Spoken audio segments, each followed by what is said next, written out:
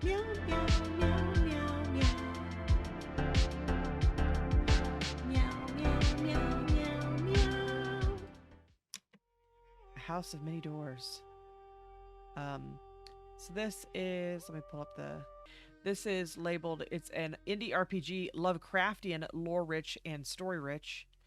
Um, you apparently can romance characters in the game. It's a 2D exploration RPG, um, and it's got a lot of branching stories, so it's gonna get into it. Play it for like, what I say, until like maybe 9. We'll see. We'll see if my headache, not headache, comes back. Heartlight. I'm gonna be honest, I probably bought this specifically because it said Lovecraftian in it. A gruesome headache. Well, that's not. Broken glass crunches behind your eyes. Your eye. Two concerned faces swim into view. Can you remember your name? Ask the balder of the two. The balder of the two. Type your name. My name is GleeChii. Are you happy with that choice, GleeChii? Think carefully. It will be with you for a while. Yep. Good. The bald-headed man sits back. Rotherford. His name comes to you in a flash. You raise your finger to your temple and brush over a rough bandage. Somewhere beneath you can feel a tender hole in your skull, still oozing.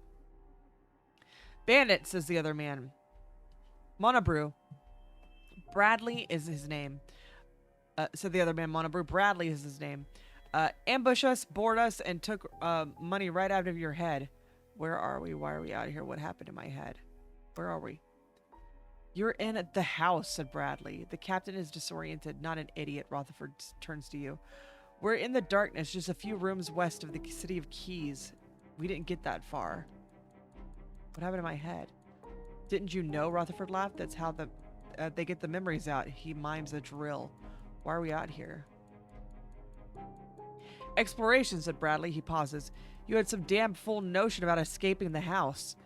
Impossible, of course, but questions that gnawed at your soul for years nonetheless.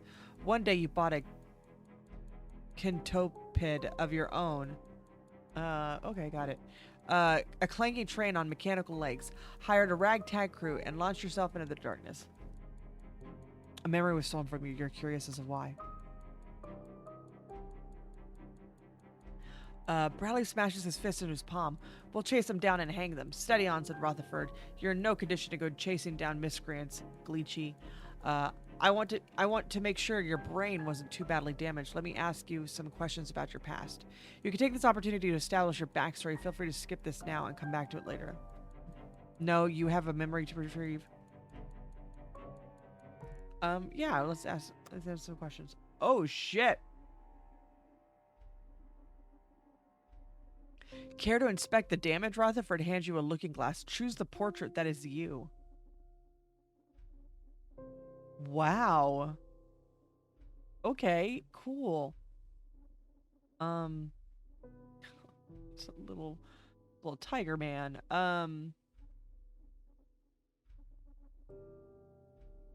Which one is me? I do kind of like this one, but I also like this one. She's mysterious. But I also like the granny with the weird shovel thing. I also like this flight granny. Let's go with. I'm drawn to this one for some reason. This one.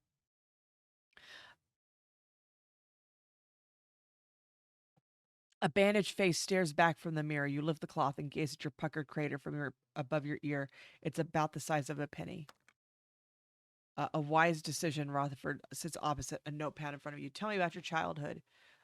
You have your own little niche of in this tangled ecosystem of the city. What was it? Orphan, apprentice, urchin, student, runaway, comfortable, hawker, scavenger.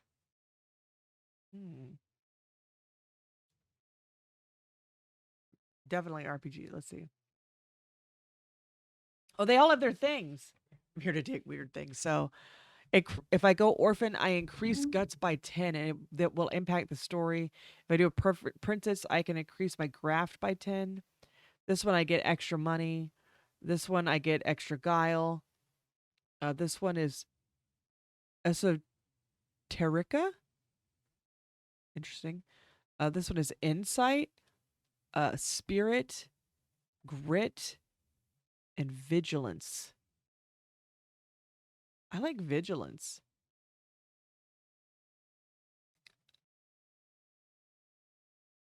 Your family lived amongst the heaps of trash and junk palace. Picking among the detritus, detritus, whatever. Even with your eagle eyes, you never found a grand buried treasure your father always talked about. Only coins and trinkets. I'm gonna go with that one. And your professional life, asked Rotherford. You grew up, of course, and children sometimes do, and childhood slipped away. You earned your keep as a detective, a soldier, a scholar, a clergy, a crook, an industrialist, a miner, an adventurer, and a lawyer. No, I kind of want to go with lawyer only because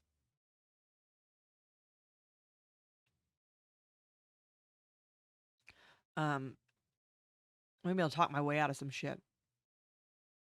You had the grit of a gab and you put it to good use. No, only some. Well, I mean, if you think about it, the it is a little dark, you know. Sometimes they don't. Uh, um, the legal profession of the city of Keys is a corrupt and decadent nightmare where a single mistake could cost you everything. Only the cunning survive. Yeah, I'm going that. An escape. Maybe you left that way of life in disgrace. Maybe you retired in honor. Maybe you simply got bored. It doesn't matter. The fact you left is what's important. Your work cannot be a holy in your life.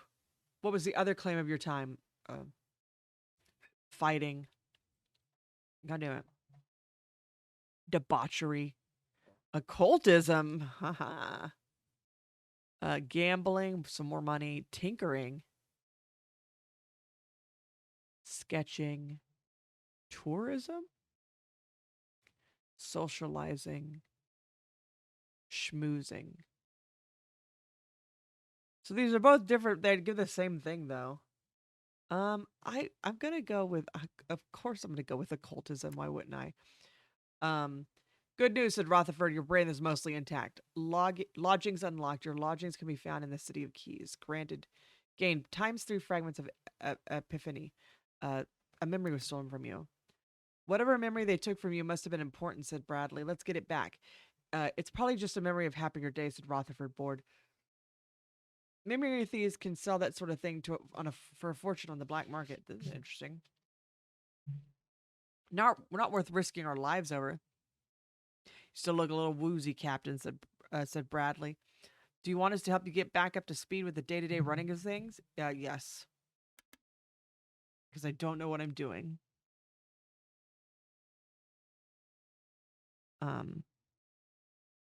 Is there a reason why you're pacing? What is going on, bud? Bradley nods. The last we saw of the memory thieves, they were heading in the north, directly north of here, probably to Clayton's mill to sell your memory on the black market. Concern update, recollections. Perhaps we can catch them. This memory may not even be worth retrieval, of course. But how would you know? All right.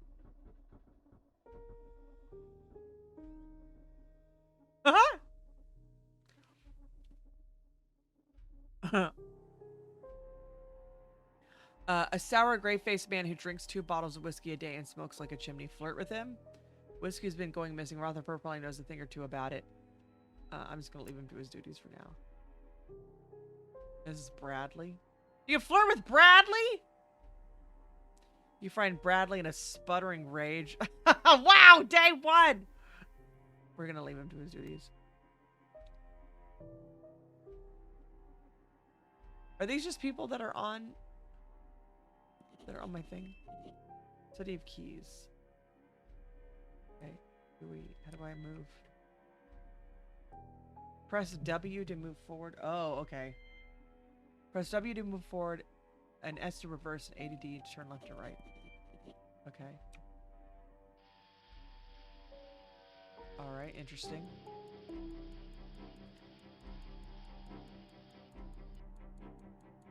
An unexpected passenger, Alice Franklin finds the scrawny little rascal sleeping amongst the cargo and drags him out by the ear. It's so caked in filth that you can't tell its gender, or for matter its age. It is small and wide-eyed and stowed away amongst your cargo when you left the City of Keys. It desperately seeks adventure and escape and hopes to find both joining your crew.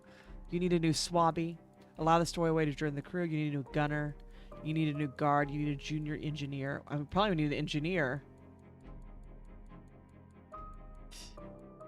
Yeah, let's make him an engineer. The stowaway leaps for joy and gives you a dreadful approximation of a salute. Welcome to the crew. Now, let me tell you all about our standards of hygiene.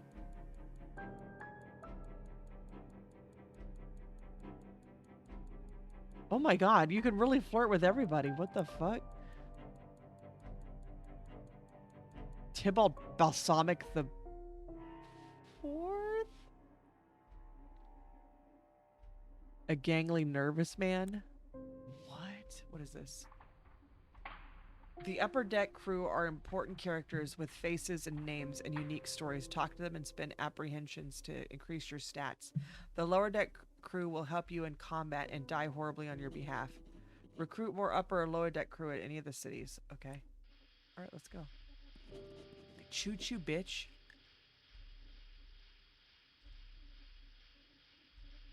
Interesting.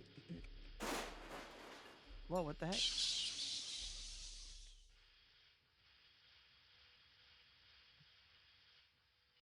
I am a little stuck.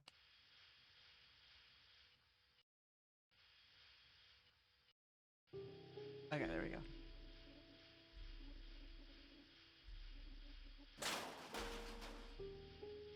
Alright, okay.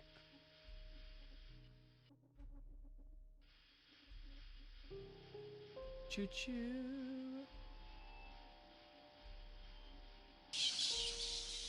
The fuck? We don't have a lot of fuel. We don't have a lot of fuel left. Oh, what's this? Probably shouldn't be checking anything out.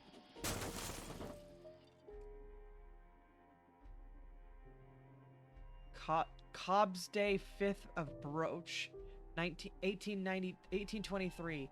Strange glowing vapors trail in your wake.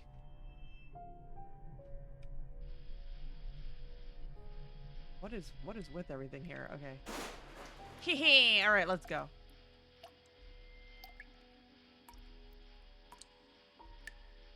I don't know, like, am I supposed to be interacting with anything here? We're just gonna go forward. It's fine. Trying to catch them damn memory thieves. I'm gonna run out of gas, though. Wait. Oh, here we go. An abandoned cottage. A rickety old house from another world dropped into this much larger house without ceremony. Its ceiling has fallen in, and rats scatter from the rubble as you approach. Enter the cottage. Let's enter the cottage. Uh-oh. Get away! Get away! Crouched in one corner of the cottage is a scrawny man, bearded and unkempt. He stares at you with wide eyes like a startled child and aims a rifle at you with trembling hands. This must be a visitant, snatched from another world and crawling inside here for shelter in the dark. Ask how he got here, test spirit, take him prisoner, back away slowly. Persuade him to join his crew. If he stays out here, he'll be dead within days.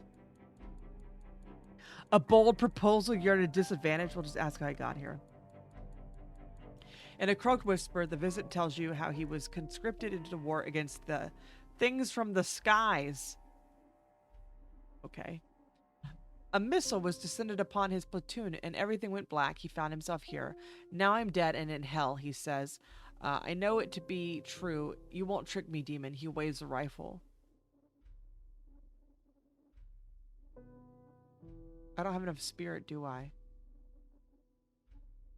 You know what? Let's see. Uh-oh. You try to calm him down, but the visitant screams and pulls the trigger. A gunshot rings out, and Jang Glub Mole, your swabby, collapses in blood. It's spread across its shirt. Gunfire is met with gunfire. The visitant falls dead and riddled with bullets from several different directions at once. Your crew puts away their weapons and tries to bandage up uh, Zhang, Zhanglomob, but it's too late. Ah, damn it.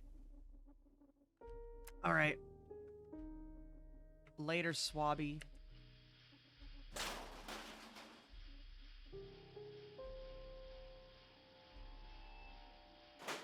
Oh my god. Okay, hold on. All right. Back up.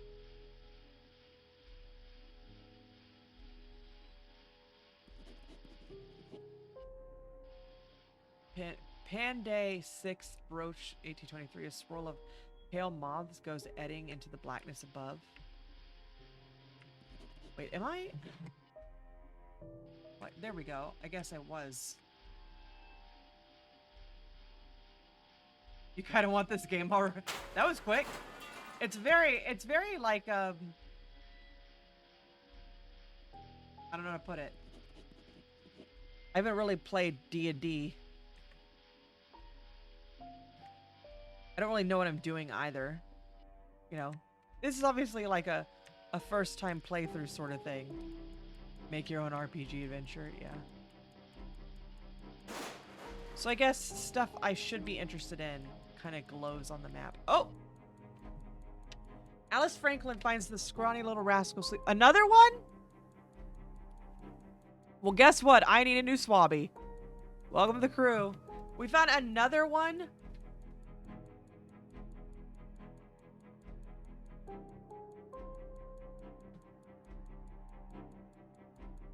A handsome, easygoing lad with a winning smile and generous soul. Laziest sin, though. What is this?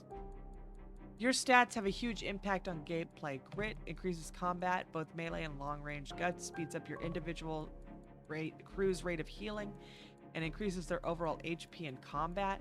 Insight increases frequency of update to your map. Oh. Spirit slows the rate of sanity decrease. Interesting. What the fuck? Graft increases canopy speed and fuel efficiency. Increase your chances to dodge. Guile increases your chance to dodge missiles in combat and successfully flee. Vigilance increases the chance of your own missiles will hit.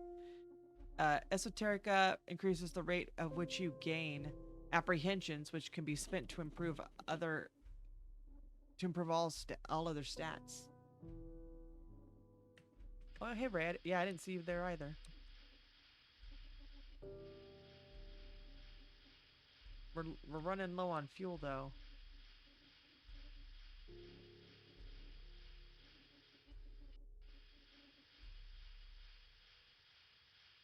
But my sanity's steady, so... Oh! Alright.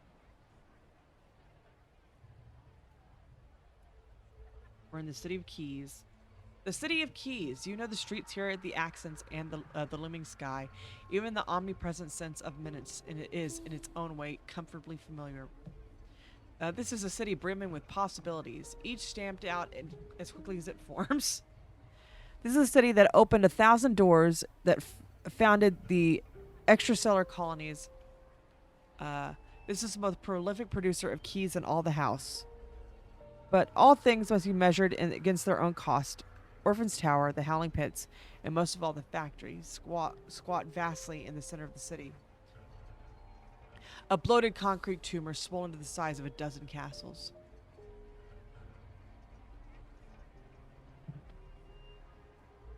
No matter how far you go, you will bring all of this with you. Visit your dwellings. This is, well, your home. At least you could do with the paperwork. At least that's what the paperwork says.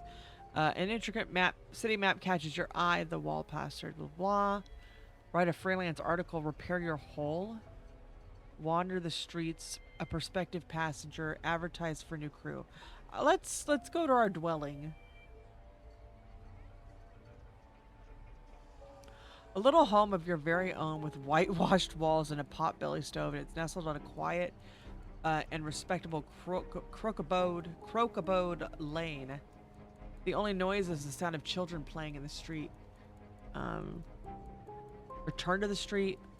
An invitation to 151 Withering Street. The letter is brief and unsigned. You will have information that is of interest. It claims we will buy it from you. Pick up your fetch mirror. It's a vital piece of equipment for this serious intercellular explorer. And you set it back a pretty penny. You can't believe you left it here. Write a poem, entertain a guest, or leave. Let's get my fetch mirror. You pick up your fetch mirror, wearing gloves of course, and take it back to the cargo hold. It should come in useful if you need it to be somewhere in a hurry. Very useful indeed. You could pick up another one from Dr. Grindylow if should you need it. What is all this? Cargo. My fetch mirror. Concerns, stories, and experience. Information, relationships, distinctions, current crew. Here's the Kinopede. Interesting. Oh yeah, I gotta buy fuel, I guess. Let's see who wants to buy stuff off of me. Withering Street is a tranquil row of middle-class homes, narrow leafy gardens, and ornamental gnomes. 151 looks just as cheery as all its neighbors. You knock on the door. Your knock on the door is answered by a small man in an ill-fitting suit. He has a craggy face, unkempt stubble, alarming blue eyes. I'm a governor's man, he explains without preamble, ushering you inside. Sit down, talk. Interesting. The inside of the house is devoid of furniture except for a single velvet chair into which the governor's man reclines. He looks at you with a smile quizzically and folds his hand in his lap. Tell a terrible secret. Oh, wow. Sell your glimpse into another world? I mean, I could sell that. The dude's dead. The man is dead. Might as well make some money off of it. I was gonna say, what should I call you? You may refer to me as 151 Withering Street, says the governor's man, and perhaps one day as a friend. That damn smile never leaves his lips. Okay, let's give him this so I get some monies. You have, as always, been most helpful. Does the smile turn genuine? Does the smile turn genuine for just a second? I don't have any more information. Okay. The vast sort of metropolis. Blah, blah, blah.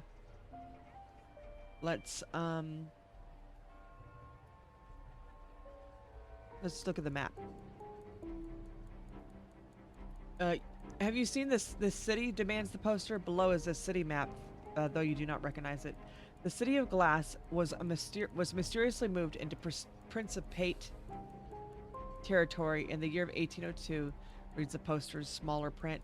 After the city fought vigilantly to reclaim it, it vanished again and has not been seen since. Can you help us find our 7th city? 20,000 guinea reward. Concern update, the city of glass. There must be clues about the city's location. Perhaps you should ask your crew about this one. One of them might have something. Oh.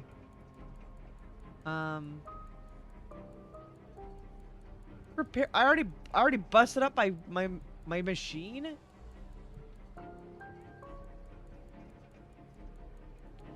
Travel through your fetch mirror. You can reach larger cities through the mirror wise as long as you've already visited already. Oh, fast travel. Okay. Well,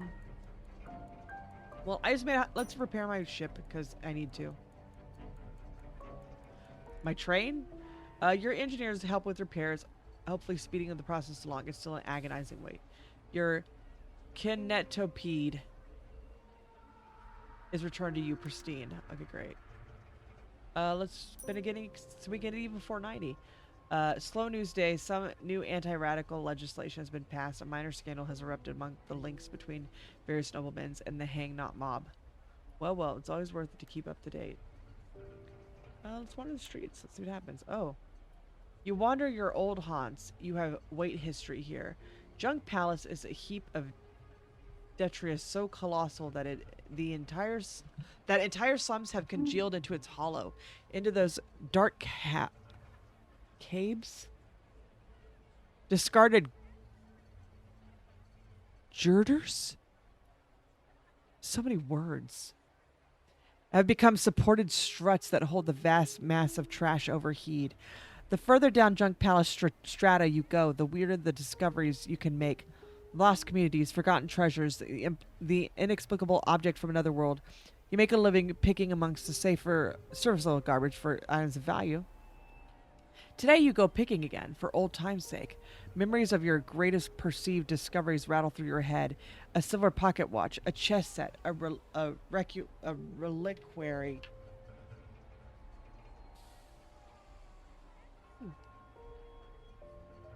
How pleased your father was when you brought back those treasures. How well you ate. Today, too, is a blessed day. You spot something barely visible beneath the broken bottles of rubble, a gleaming in it, a gleam of bronze. Slip away and clutching your prize. Okay, great. Um,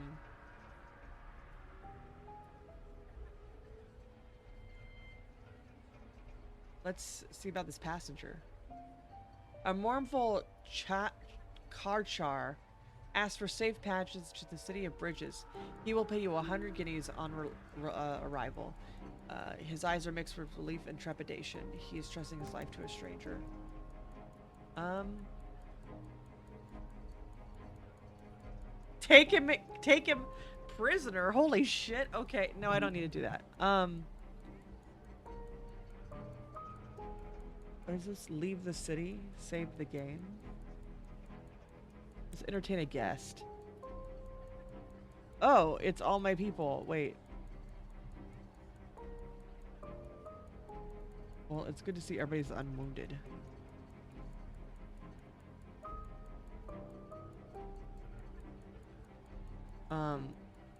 Yeah, let's not. That's perhaps another time. Okay.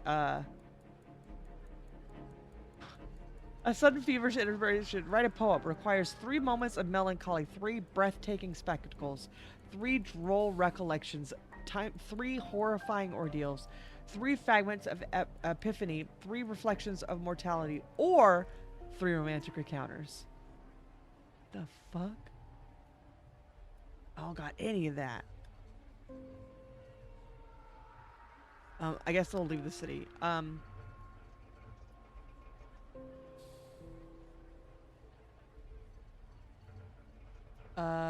He wants to go to the City of Bridges. Let's go to the City of Bridges. All right. I didn't get gas though. How do I get gas?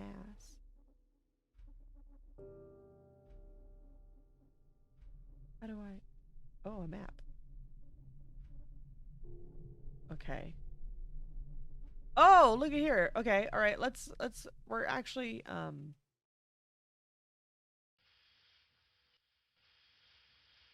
Choo choo, bitch.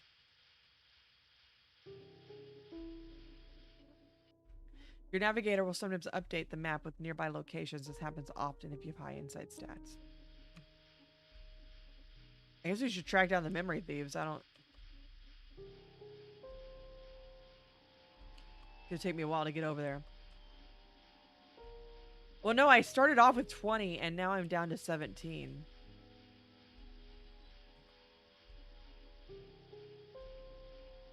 Cargo.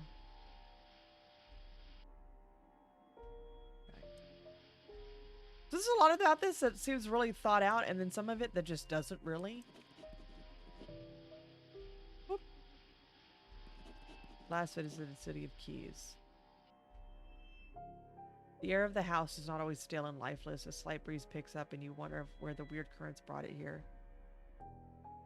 Some tangled thing drops from the ceiling and lands at the hearth that just beyond your heartlight's reach and scuttles away. What is this?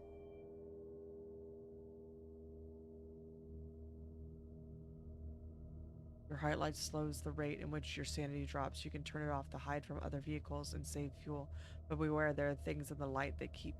There are things the light keeps at bay.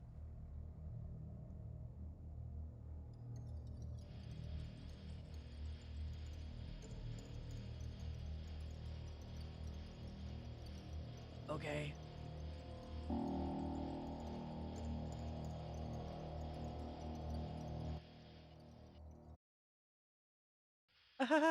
Everything's fine.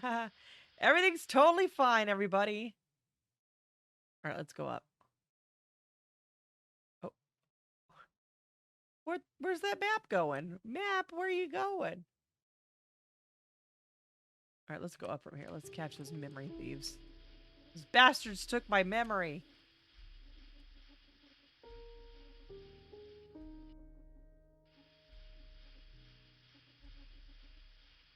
Uh-oh. What is that? The memory thieves. You recognize their kinetopede instantly, as much as sleeker than your own cobbled together mess.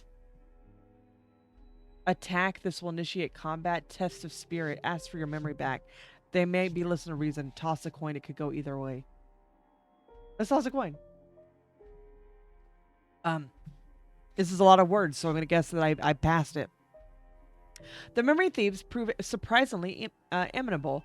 They will return your stolen memory. Fighting you is simply not worth the risk. You climb down to the floor, your boots sending up a great cloud of dust. Don't leave circles of safety provided by your heart light. The dark would eat you alive. The memory thief captain is a typical bandit, an odd collection of scavenged clothes, goggles, and bandana. He hands you the battered box that holds your stolen memory, and as he does so, his sleeve lifts. Strange, he has a tattoo of a skull with a slash through the one eye socket. An odd tattoo. Looking him up and down, you notice other discrepancies. His fingernails too clean, his hair too neat, no scars, and all of his teeth. He turns and hurries back to his kinetopede before you can ask any further questions. So I pass the spirit challenge. I gain one box of memory. I gain apprehensions. Apprehensions, the sum of what you've learned about the house, facts, secrets, fears. Use them to increase your stats or make progress in the main story. How do you gain apprehensions? Find a new place, write poetry, complete quests. Okay.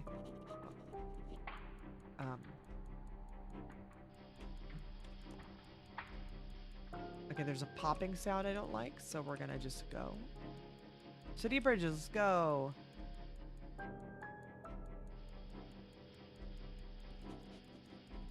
Look at its little legs. It's like whoop, whoop, whoop, whoop, whoop, whoop, whoop, whoop. Okay, hold on. Okay, that's fine. Wait, no, not back. Forward. There we go. Wee. Nap. What? Uh-oh. What's that?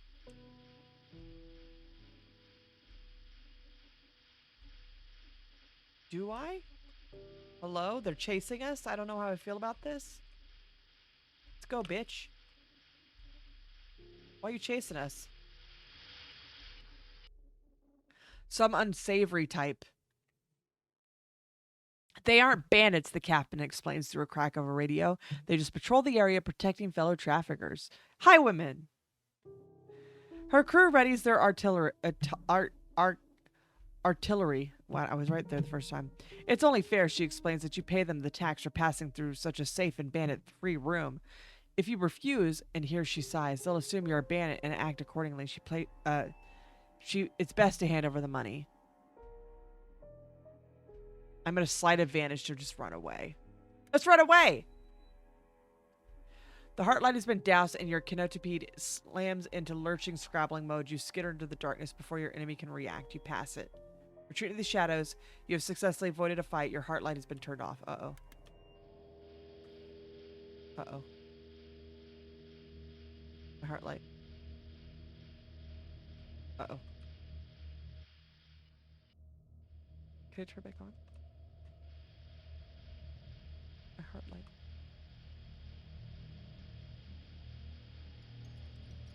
We're running. Oh god, we're gonna get caught. Ah shit, dude. Ah shit. We're doing it again.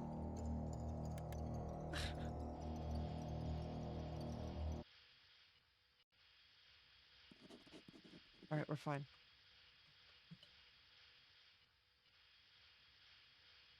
Trying to find the city of bridges. Ah, thank you. Okay, there we are. I found it. I found it! Right?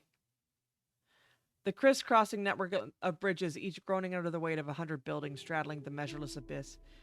Effluence from the higher bridge falls like rain to those below. So we got take a bounty. Hold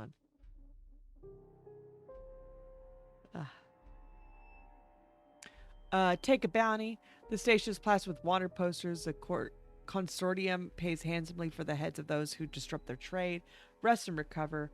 You spend a long time in the darkness. Your crew needs a few days to blow off steam.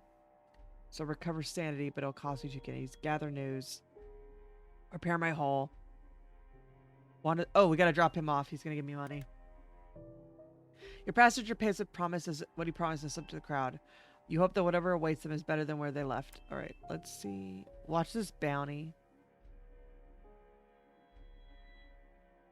Yeah, there's really nowhere to...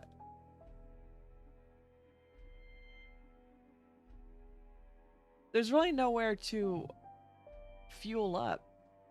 Okay, let's see. Watch it be this dude that we just took. Okay, good. Most of the posters are rotting off the walls and well out of date. But you find a couple that are recent. The first poster offers a bounty of 300 guineas for a man who the newspapers dubbed Wilbert Crackpot Graves. His crimes aren't listed, but there's something skin-crawling about his gaze. The face of the Wanderer of Glenburn Bridges leers in the poster below. Bold block letters advertise the bounty of 250 guineas. He's an enforcer for the hangman's mob. You can see a noose hang around his neck. His job is to attack merchants who don't pay their dues to the syndicate. Let's do that guy. All right, let's do the memories they stole. Here we go. A blood-red mountain gazing down on you with one hideous bile-yellow eye. A motionless clock. Blood seeping through the wall behind you. A hard-faced woman in a window with a key in her hand. What memories are these? Not yours, certainly. They don't fit with any of the other things in your head. You had expected some to complete a jigsaw. Instead, you found pieces from a different puzzle. The thief was an orchestrated affair. If you could hunt down the mastermind, perhaps you'll learn more. They went to Clayton's Mill. All right. I'm gonna find them bitches. I'll repair my hole because I'm an idiot. Let's see. Fill your empty memory box with bitter memories. You will lose one moment of melancholy and gain a box of bitter memories. Yes, I am. Wandering the bridge. An old man sits on the edge of Brabazon Bridge, contemplating the endlessness below. His knuckles are white on the railing.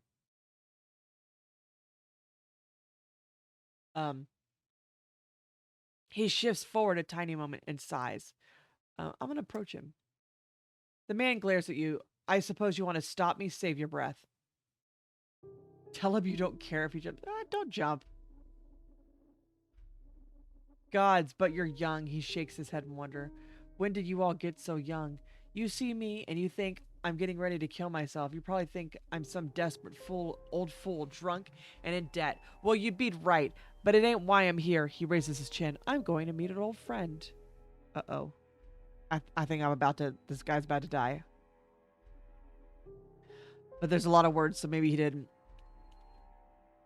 The old man listens to your pleas. A faraway look steals over in his eyes, but he doesn't back away from the edge. I've lived in this city all my life. When I was very young, I had no home. The cold fog came up. Most decent folks were inside, but not me. I saw something rising from below, some great shadow. I called out to it, and it rested beside me a while, tired from the long flight up. I don't know what it was. I've been to the City of Angels, but it weren't one of those. No, it was tired and sad, and it spoke very well. It spoke about a manner of things I didn't understand, about gods and tricksters, and told me. It told me that there was nothing here, nothing for me up here, and that if I jumped, it would catch me. I was always too afraid, but now I'm old and nothing has been proved it wrong. And I figure if I'm not waiting to catch me, if it's not waiting to catch me, I'd rather die down there knowing the truth than up here uncertain. You look at his dead eyes. Well, are you going to stop me?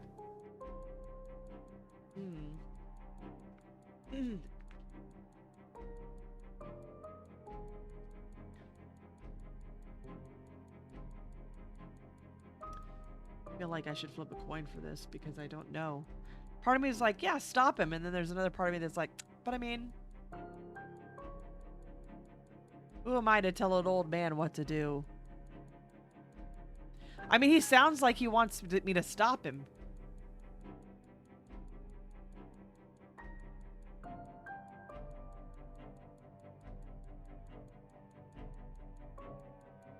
Dante is dreaming so hard he's making noises that I could hear with my headphones on. Okay, I'm gonna flip anyways. Heads, I stop him. Tails, I don't. It is heads, so I'm going to stop him. He shudders violently. Fine, fine. He steps delicately down from the railing and then collapses, the sheen of sweat on his brow. Whatever lives below, it's waiting. Tell those Casmonaut fools that it's waiting and not for them. He hurries away. Casmonauts? You look them up. A little known group of enthusiasts who want to descend and explore the abyss beneath the city of bridges. They sound interesting. Oh, interesting. All right. Let's find a passenger. A luminous mycena asks for passage to the icicle spine. It will pay. Well, what? What is a mycena? Oh, there's fungus people in this game. Okay. A mycena is a mushroom that's got like a thin. It's like those ones that you see that are really have the really thin stalk, and then the cap of the mushroom kind of looks like a funny little umbrella. It's a mycena. Very interesting. Its eyes won't meet yours. It's trusting his life to a stranger. Okay. Let's rest and recover because we spent a lot of times in the darkness.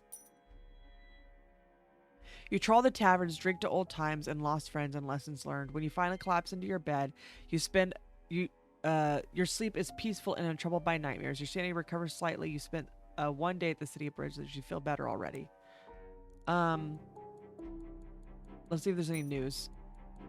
A vampire has been sighted on Willsbury Bridge.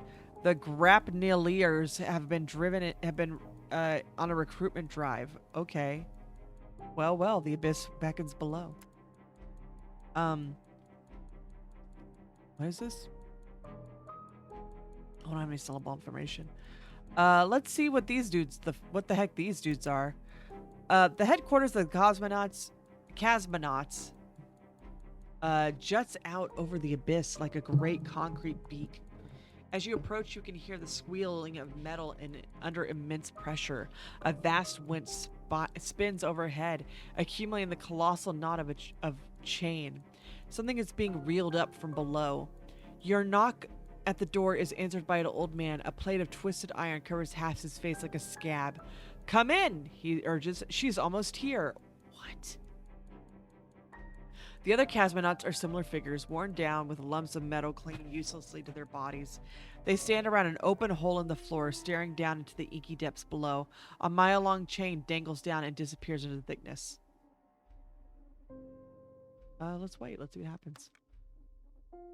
Oh god, it tested guts? Oh shit. The golem turns the wince with mechanical patience. The abyss gazers jostle and whisper. Finally, something parts the mist below. A figure in a heavy rubber suit, crouching in a giant iron bucket. Her helmet is a dome-shaped brass cage. Are you okay? Are you okay, Greta? Calls down the old man. There's no reply from the cosmonaut below. Not a good sign, he mutters as the bucket reaches you. Greta is pulled free by a dozen hands and laid out on the floor. The old man checks her breathing, but she's totally limp. The metal has her.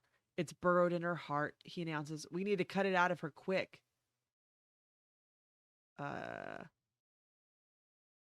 You get a knife and rags to go between her teeth. A tough challenge. Okay, I'm not gonna do that one then. Quick, fetch a surgeon. Rutherford. Rutherford arrives with his breath stinking of whiskey. He falls against the cabinet, tries to operate on the wrong person for a while, vomits, and then slaps on some surgical gloves and gets to work. Holy shit, Rutherford. You usher the dismayed cosmonauts from the room. Rutherford is swearing loudly when you close the door. 20 minutes later, though, he staggers out into the hallway and announces the surgery was a success. Metal all gone, he says. She now needs to get to a real hospital to repair the damage. I had to be quick. I also removed her appendix, though it might be well. It might as well while I was in there.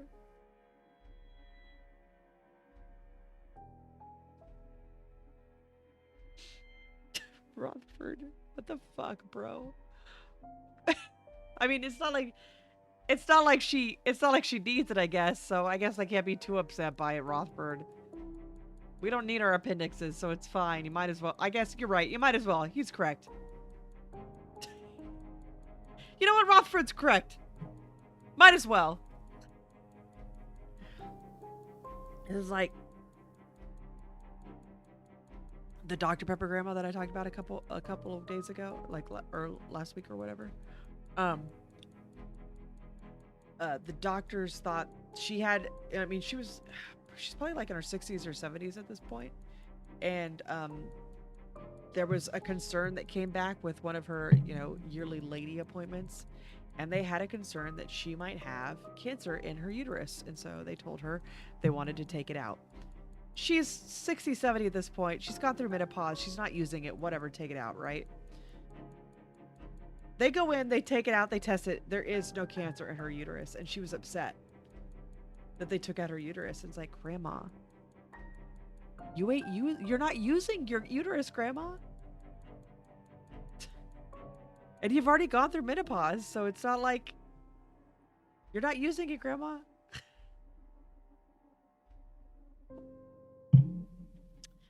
What I'm saying is same situation, yeah. I'm still probably too young, You get to doctors won't let you do it. Like they kind of like it's what I would say if I was a human. Like they'll let you do all manners of like temporary birth control, but like they just won't fucking take it out until it would be difficult for you to have kids. If it's still functioning, you could still potentially use it. Really sucks. All right, let's transfer Greta to a hospital. The old man delivers a speech to the assembled crowd. Cosmonauts have been coming back with worse and worse attacks of the metal, he says. The next time there might be a death. He could not allow the club to continue. It shall be disbanded by the end of the month. After the old man taps you on the shoulder, I never got to introduce myself, he said, shaking his hand. I'm Anton. Thank you so much for saving Greta's life. We owe you a great debt.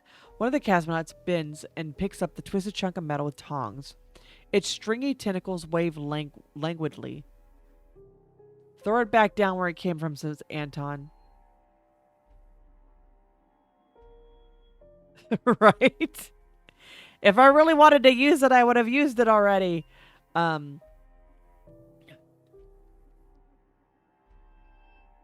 What is that metal? We don't know, says Anton. All tests identify it as ordinary iron, but there are flying things down there in the dark, and if they get a scratch on you, the metal latches on, starts to grow. What the fuck? Unsettling conjecture. Why do you send people down into the abyss if it's dangerous? Same reason to explore the house, if I had to guess. Curiosity, bravery, foolishness. So the cosmonauts are shutting down operations? Afraid so, said Anton with a shrug. We send any more people down in those rusty buckets, they just keep coming back hurt. What we really need is to build a proper machine, something that protects our cosmonauts from at any depths, but we don't have the materials or the funding. I could breed you the right materials. Really, Anton brightens? Well, I've drawn up blueprints of something I think could keep us safe down there. Always thought it was just a fantasy, but he begins rummaging through his desk drawers. Ah, here we are. The Chasmosphere, I call it. He hands you a crude blueprint. A bell-shaped vessel protecting the cosmonauts inside with 3 layers of warding iron and witch glass. Those are the materials I need, says Anton. And a new golem. Poor old bobby pins here is getting a bit worn around the joints. Concerned to update the cosmonauts. Anton needs 3 witch glass, 3 warding iron, and 1 deactivated golem. Anton clasps the winch golem on the back, and it clinks sadly. All right, interesting. A crisscrossing network of bridges. Ooh. What information do I have? Wait, information. City of Keys, current affairs, unsettling conjecture. A cloaked mercenary informs you that the consortium requires your presence.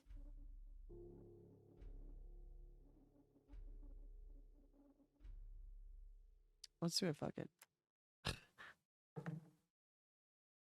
You are led into a grand office in Fortune Hall. A chandelier hangs ponderously. What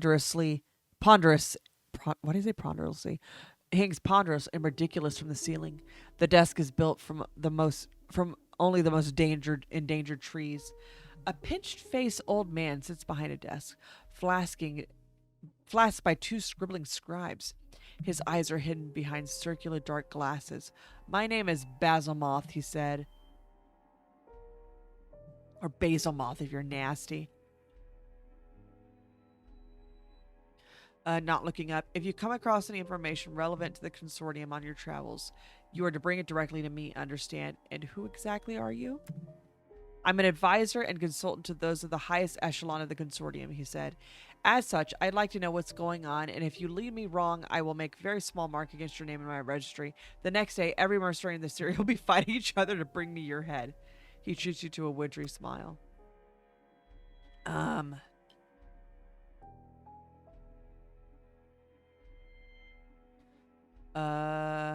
Well, he apparently is not gonna like this. He thinks it's weird. Okay, I'm just gonna leave it. You will find it in your interest to listen to me, said Spasmoth as you stand up. And betrayal will meet me with the apprehension chastisement. Okay, bye. Okay. All right, let's leave. Hold on, let me save real quick. Let's save. All right. Let's leave the city, and we're going to pour over the map. We're going to... He wanted to go to Clayton's Mill? Wait, where did he want to go? Where did our passenger... Hold on. He wants to go to Icicle Springs. Well, I don't have Icicle Springs right now, so... yeah. I don't even know where Icicle Springs would be, my dude. Pour over the map. Let's like... City of Engines.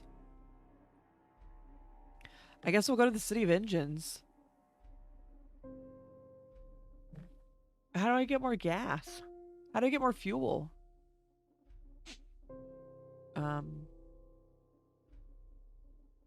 Increases your chances of failure. Oh, here we go. Fuel station. The consortium owns a fuels waiting for... Okay. Oh, we just buy it. Oh. Sorry, I bought some fuel. Okay, great. Fortune Hall, a very private procurer. She works for the anonymous collector with specific needs. Oh. Swarm bomb? Her lips part, revealing with sharp white teeth. Oh. The Grand Abattoir? Abattoir? Blood and viscera spew into the void from the bowels of this huge butchery cathedral. The grave Denite priests would pay a high price for rare animals to slaughter. Oh. Okay.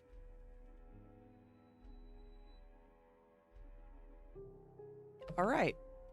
Well, I've got gas. Let's look at the map one more time. Okay, great. Let's head to the city of... Wait, hold on. Okay. All right, let's go. Choo-choo, bitch. Wait. Okay, yeah, we're just gonna go down.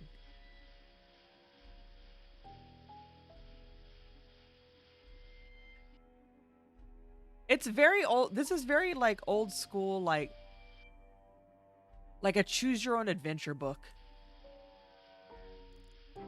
Like read, go to page, whatever the fuck. You know what I'm talking about? I've got gas. Hey, I just told somebody. Why is this flowing? Should be concerned. Oh, a Karen. A tower of haphazardly heaped stones entombed some ancient hero from another world. Order it torn down. There must be something valuable in there. Your crew muttered a superstitious fears.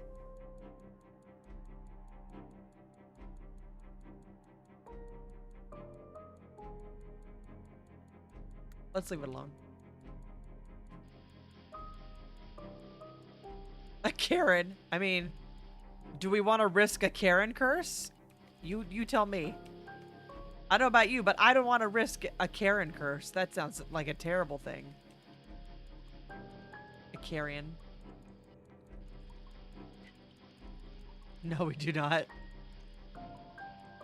I'm glad everybody agrees. Oh, what the heck? Um, what? Sandy approaches you with her outdated maps. We're definitely near Clayton's Mill now, she tells you with near convincing confidence. Map updated. What? We're not near Clayton's Mill. Stupid. You dummy. What is this? Exhausted, you dreamed of trees. Wait. You slave over your journals and notes, scraps of poetry, places you've been, people you meet. You fall asleep at your desk, tormented. You dream of trees, a peaceful sleep for once. What's peaceful sleep for once? Wait, hold on. Let me. Okay, I dream of trees. What the fuck? What? Tonight you dream of gold leaf trees, boughs that drip sparkling filigree. One of my neighbors is yelling at the top of his lungs. He needs to chill out. Shining fruit so bright you mustn't look long. You have never seen anything so beautiful. An unfortunate place to find a corpse. She is hanging impaled by 8 spears. Blood-crusted hair hides her face, and the tree behind is splattered red. As you step closer and examine her, she lifts her clouded eyes to meet yours.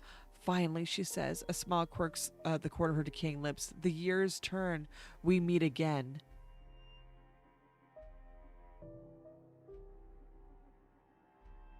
What the fuck? Nice to meet you, Persephone. Pleased to meet you too, GleeChii, says Persephone. She lifts one hand carefully and brushes some of the hair from her face. Blood drips. Apologies for my new appearance. I have been indisposed for a few thousand years. She pauses, grimacing, to pull at one of the spears lodged in her. It does not bulge. Does not budge. You are seeking a new way to escape the house, and I know how, but in return you have to help me. How can I help you? Come and find me, says Persephone. Take me down from here. I just want to escape like you. And I can help you. If you just free me from these damn spears. The fruits around her head begin to glow like miniature suns. Where are you? Her words becoming more difficult to hear, as though she's speaking across a yawning abyss. The orchard, she said. This is where, but the rest is inaudible.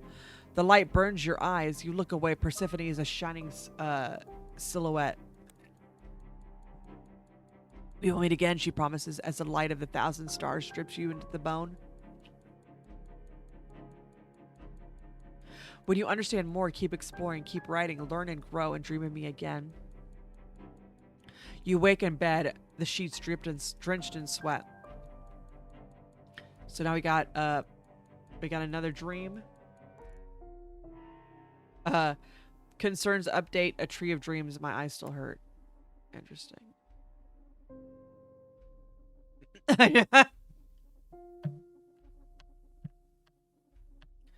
A sour gray-faced man. Let's see. Ask him if he knows anything about the city of glass. What? The city of glass? It's blown to dust and everyone's dead, said Rutherford, struggling to light his cigarette. Bloody lighter. Don't know what happened to them, but they aren't alive today. I'll tell you that much. You'll be lucky to find bone fragments. Okay, he doesn't know anything. Oh, that's right! I was supposed to ask everybody about that fucking city of glass. I forgot. Hold on a second. Hold on.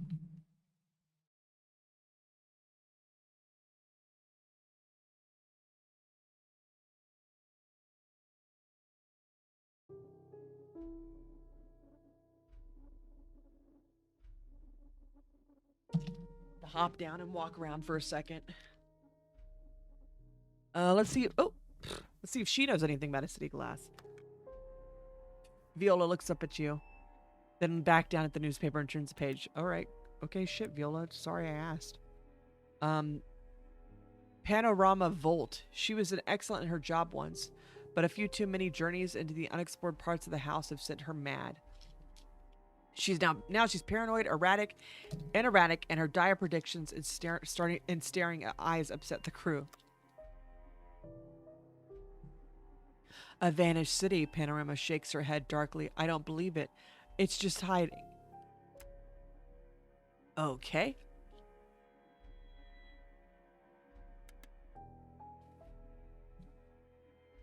A ganglion, nervous and uncomfortable in his own skin, contrary to what he may think, the fur on his upper lip does not make him seem manly. Do you know anything about the city of glass? This will be a very dangerous search, says Tybalt. Hundreds of people have died trying to find the city of glass. It can't be done. Well, good news. I'm the main character. Let's see if Bradley knows anything. A fat, round-faced man with glaring eyes, an off-putting monobrow, and a terrible temper. He grunts in annoyance as you approach and bristles his brows in your direction. Bradley puffs up his chest, very pleased to be asked his opinion. Well, obviously it was stolen or destroyed by some enemy of the city of Keys. He said maybe a Mycenae? No luck.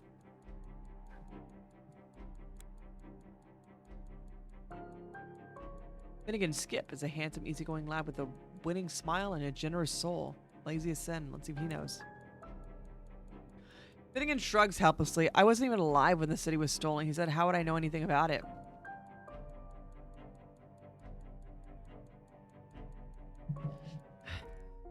You can still have heard stories, Finnegan. All right, thank you. Bye. Thanks, Finnegan. Bye.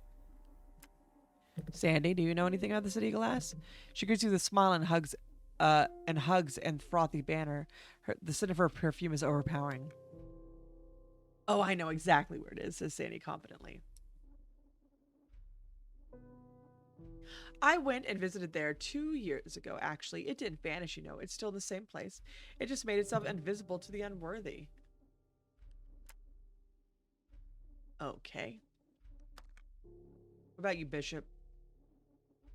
Medium-sized, soft-spoken, gray eyes, gray suit, graying hair under a gray hat. He's so utterly unmemorable that you forgot what he looks like as soon as you look away from him. Why would I know anything about that? Well, fuck. Okay, so none of them know it. None of them know anything. Great, thank you guys. So these are everybody else. So I got my junior engineers. They're both ghouls. That's very interesting. I've got a gunner, and I've got a guard, and my swabby. I could rename them. Why would I rename them? All right. Anyway, let's go. Oh, we're right here, huh? City of Engines. The City of Engines, a city of moving metal. The air swarms with flying machines, and below them, the city turns into a colossal groaning cog. Beyond the bustle and the madness, Tarwater Bay lurks, black and still as volcanic stone. Here, the impossible is routine, and even the house's tenuous laws of reality are completely suspended, provided that you build a good enough machine to suspend them. Rest and recover. I know, we're pretty good. The streets are a cacophony of competing voices, mechanical, telepathic, human. The problem isn't finding news, it's sorting through the vague, legitimate sounding from the outright lies. A new kind of me- mechanimal has been installed into the machine zoo. A hover cog has vanished without a trace. Several shops in Balgawish Bazaar have attracted complaints over telepathic advertising. Oh, well, there you go. I mean,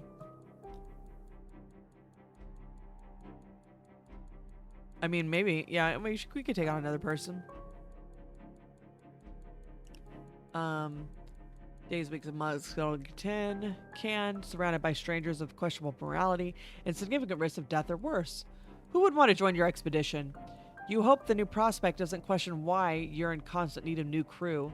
You can put up a poster by the kin, kin, kinetopede. Oh my God! By the kinetopede station, which is cheap but ineffective, or you can rent out a brainwave emitter. What? A brainwave emitter, which will broadcast your advertisement telepathically, but will be modestly expensive.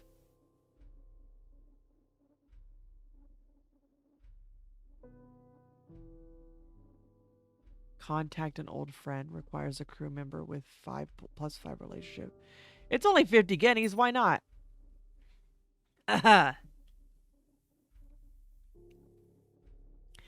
You rent an emitter. Why do I keep saying emanator? The emitter for several days. Passersby start thinking about joining your crew, although most of them won't realize they're near the emitter after several seconds.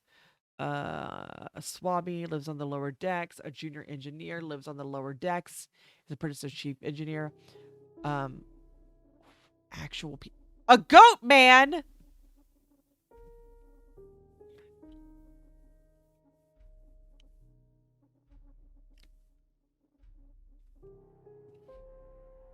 An impossibly huge man, 8 feet tall at least, with rippling muscles. The effect is undone somewhat by his tiny pince-nez glasses. Oh yeah, look at them. He is fond of kittens, babies, and bone-crushing hugs. At first, you thought he wanted to be your guard, but he's a devoted pacifist, a light bringer. Interesting.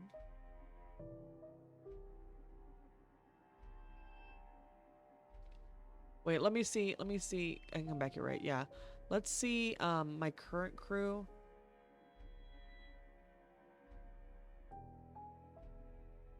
Current crew. Here we go. All right. So they're all kind of shit. They're all kind of bad. They're all. I mean, they just have base stats. Um, Valerina Bell Roberts, a dozen of small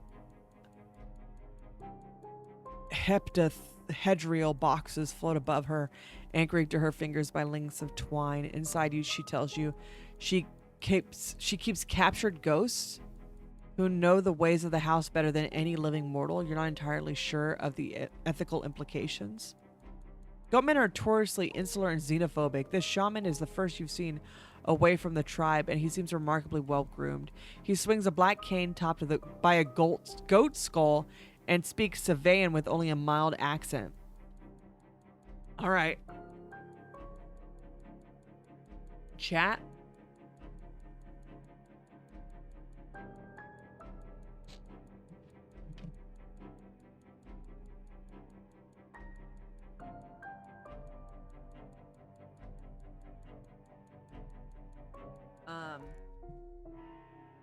I'm gonna do a swabby increase. So this just makes them +1s them. And in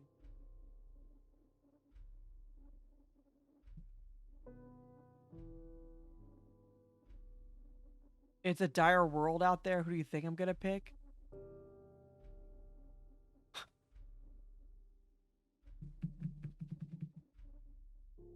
Well, that's the question I'm asking. Who pick? I know who you're gonna pick, but you're not on a chat, Ray.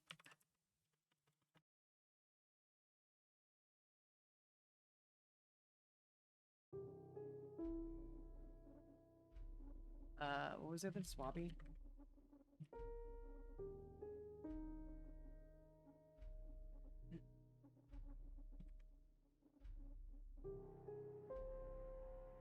His name is Cromlech. Hold on. All right, here we go. Here we go. Who pick? Who pick?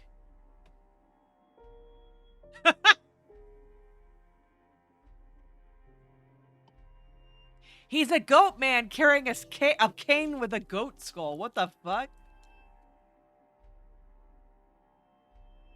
You gonna vote? Y'all could severely fuck things up right now.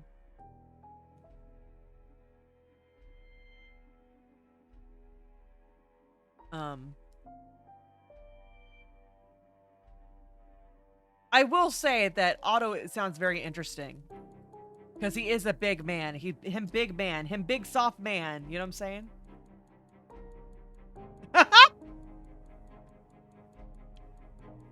Listen here. My fellow monster fucker. I need you to chill out.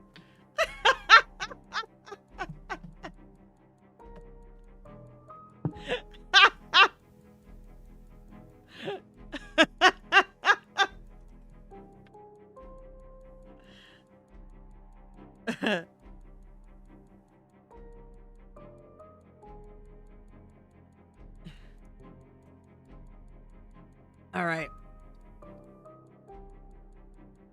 We're gonna go with the perturbed looking goat man. All right.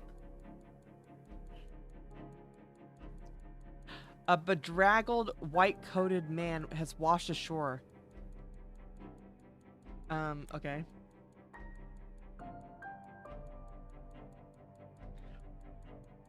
The young man lies in a mound of rust. Oily black waves lap at his feet. When you check his pulse, you find he's still alive, only barely.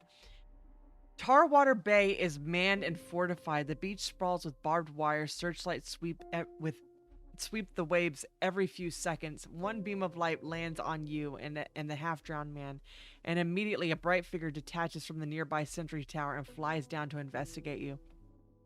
What the fuck? Oi! It's one of the city's rocket men, now hovering above you and spewing fire from his misshapen metal legs. He's holding a rifle in his hands. Did this fella just wash up on Terry water?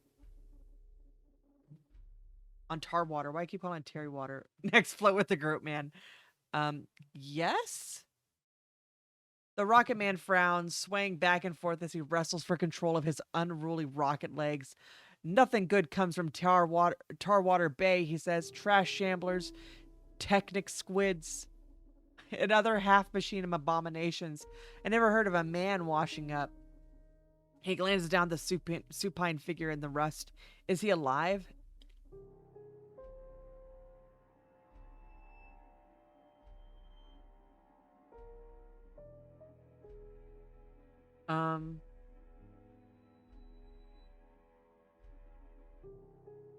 I'm curious. Let's see what happens when we super fucking lie. This is my cousin. We've been searching for him for weeks, but it looks like he didn't make it. Sad. I'm so sad. The rocket man coughs and awkwardly attempts to pat your shoulder. Unfortunately, he misjudges his trajectory and ends up doing a slow cartwheel instead. Yes, it's on Steam. Hold on. It's only like $11. It's not that expensive. Hold on. I'll put it in the chat.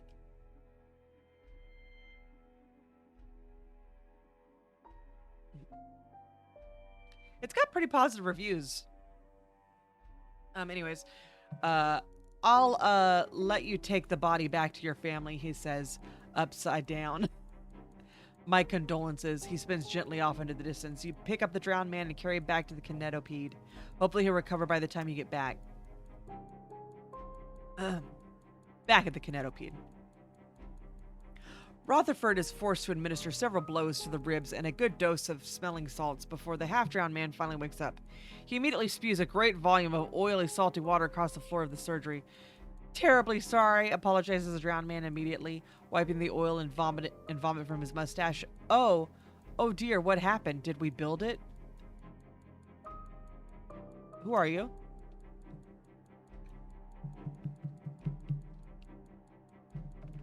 Dr. Henry Delgado at your service. Mustachio man shakes your hand damply, some color returning to his cheeks. Engineer, inventor, and minister of demonic schemes. I'm listening. Build what? Nothing, says Mr. Delgado Bradley. It was a tad bit confused, that is all. This is my first time above the waves. He takes a great gulp of air. The oxygen here is delicious. You can really tell it hasn't been recycled. What the fuck? Explain how you found him. He listens, stroking his mustache theatrically. I see. Well, thank you for pulling me up out of the clutches of those nosy rocket man. You certainly saved my bacon back there, so you did. Ever since I came to the house, I've lived beneath the waves of the bay. Now that I've been forced from my home and I don't know how to return. A troublesome situation for old Dr. Delgado, wouldn't you say? Ha, what are you going to do? Oh?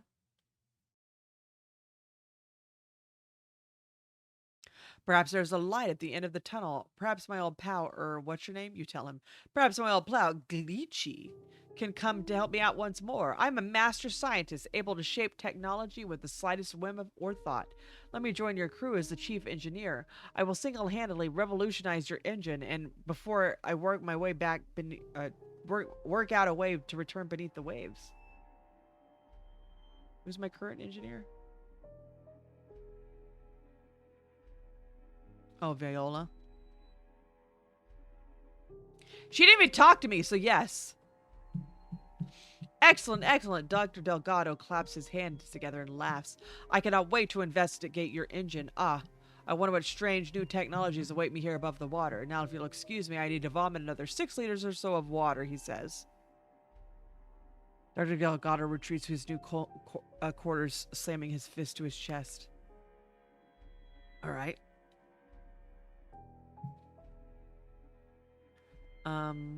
Let's see what's going on in the streets. The tar water is seldom tranquil. Today, you were fortunate enough to nearby during one of its assaults. You stand at the... Oh God, I'm slouching. I'm doing shrimp pose over here. I need to sit up taller. The tar water is seldom tranquil. Oh, I already read that.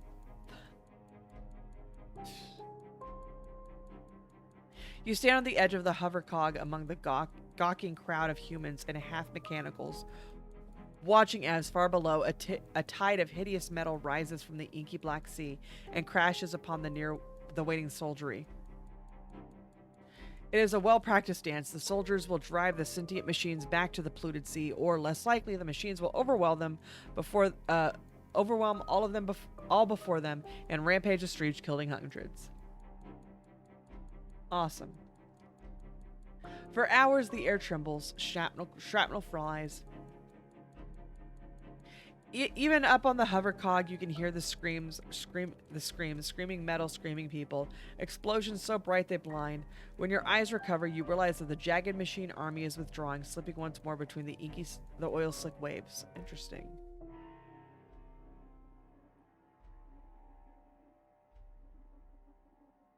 I have to collect shit. The shore is littered with iron corpses. Beached metal monstrosities already being hauled away for scrap. You spot a wrecked mechanigator, a rust-pitted thing with teeth as tall as you are, an adamantium crab flipped over, its messy clockwork belly ripped to shreds. A technic squid lies tangled. It has been a thing of deadly grace, flying and teleporting around the battlefield, but the soldiers are used to fighting its ilk. They brought it down with nets and missiles. There are human corpses too, more of those than machines. Soldiers stretchless walk amongst the carnage, searching for survivors. Turn away. The last thing you see is a medic trying to place a screaming soldier on his stretcher. He comes apart in their hands. Holy shit. Okay.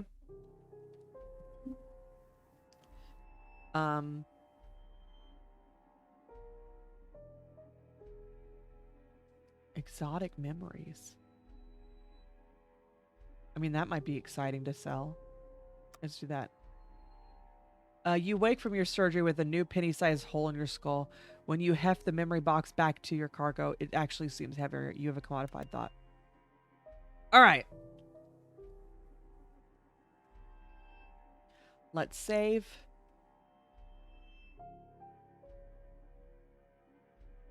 Oh, I can't save over a slot that's already... Okay, that's very... Oh, wait. I'm in the City of Engines. Oh my god. Okay, whatever. It's fine. All right, let's leave. So we still need to go to...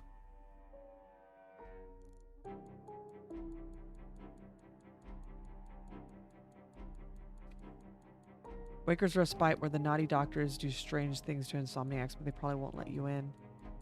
The City of Keys. Northwest, the City of Bridges. To the northeast, the City of Keys. Two that are quarters such... Let's charter a flyer machine. Fuck it. What is that going to be like?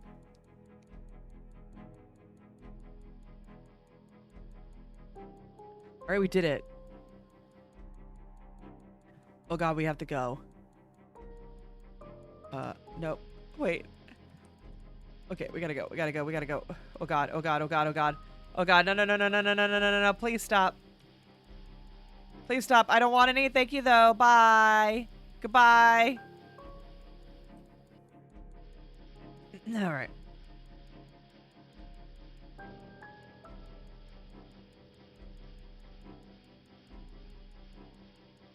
Let's take a small break. Or not. Or not.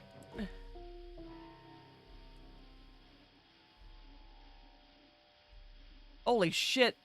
Holy shit. Holy shit. What the fuck? Okay, we're safe-ish. Does he know anything about the City of Glass? One day I will find it when my work is finished, says the doctor with a smile, but by then it will be irrelevant. Haha, for now I have no idea. Okay, bye. I guess I have to talk to people.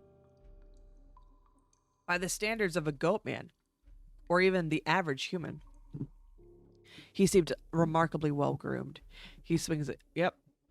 We already know this. Does he know anything about the City of Glass? I can't begin to imagine what happened to it, says Cromwell, stroking his beard. A whole city vanished in a day. Could it have escaped the house, or is it still out there in the dark room somewhere, waiting to be rediscovered?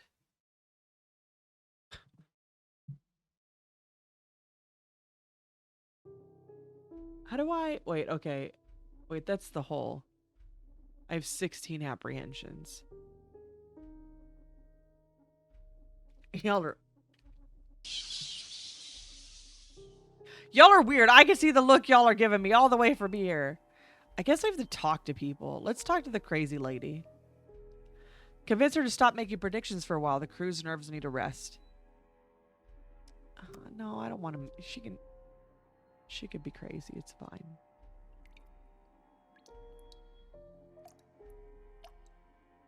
Flirt with the goat man. Oh, God. Fine, I will flirt with the goat man. Let's see what happens.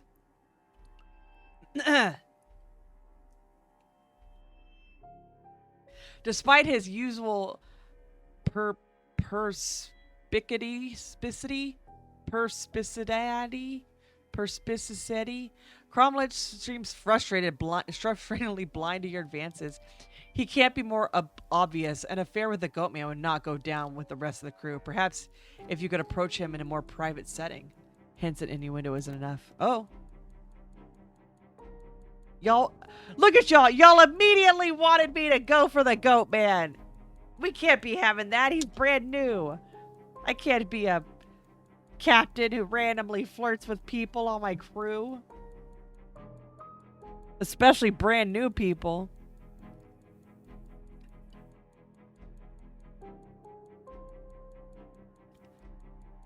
The perfect cup of coffee. Cromwell appears engaged in some occult ritual that involves beans and a grinder. Alright, whatever.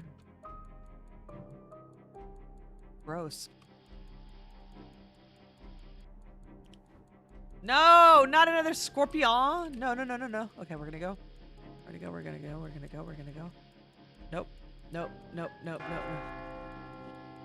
Nope, I'm gonna make it, I'm gonna make it, I'm gonna make it, I'm gonna make it, I'm gonna make it, I'm gonna make it. Yeah, fuck you, scorpion thing.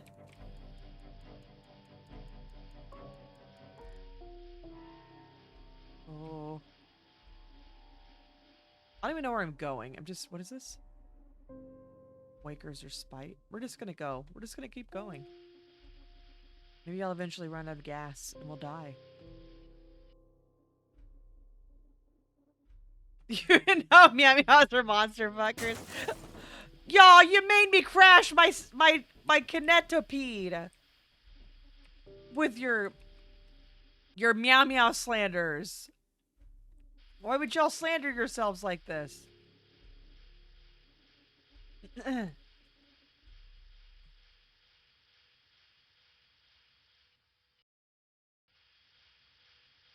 this is interesting. Let's go through it. Or not. Oh god, oh god, oh god, oh god. Oh god, oh god. We aren't really meant to go anywhere.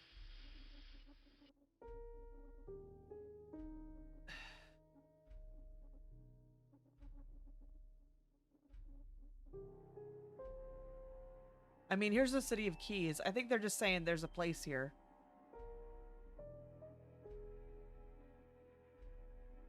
Look.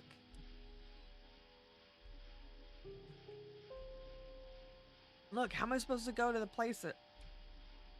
Navigator pointed out if I'm being chased the whole time. We're being chased. Okay, we'll try to make it back there, okay? There's some stuff happening down in the corner. I don't got time to read.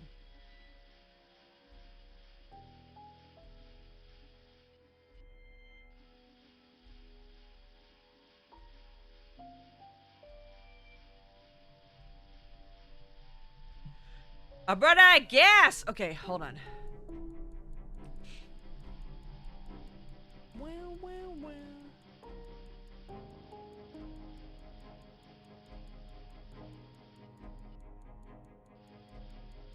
What in the ever-loving fuck is that?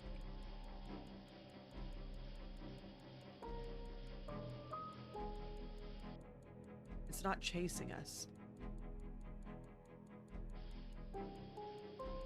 But I don't want to... I'm scared. I don't want to go. I'm already anxious. I'm already anxious. I don't want to get more anxious. But I do see these things in the dark that glow red with the anger of 1,000 suns. An empty well. Something draws you to this well. You order the kinetopede to stop and take and descend to take a closer look. You peer over the stone lip. Something ravenous empties. Something raving emptiness tugs the corner of your mind.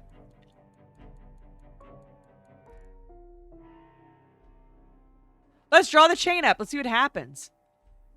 The bucket comes up filled with roiling darkness. You manage to coax some into a glass vial before the rest dissipates. Gained a bottle of darkness. There's nothing else to be found.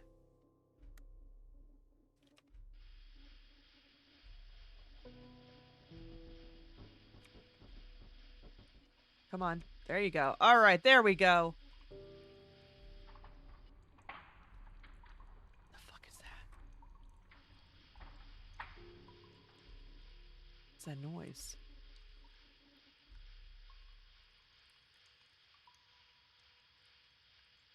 Fuck.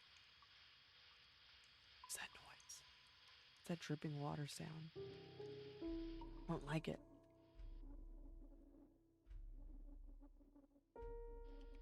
Okay, here we go.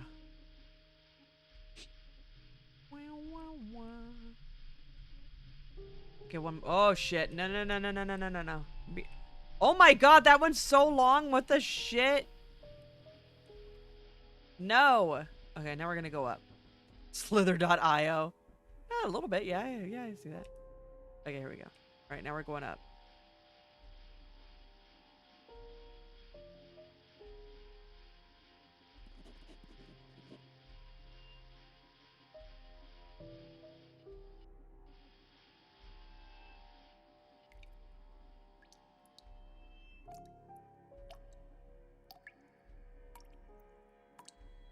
You find Bradley in a sputtering rate. I guess those are actions that I could like talk to. Go, go, go, go, go, go, go, go, go, go, go, go, go. We're not looking at that house right now.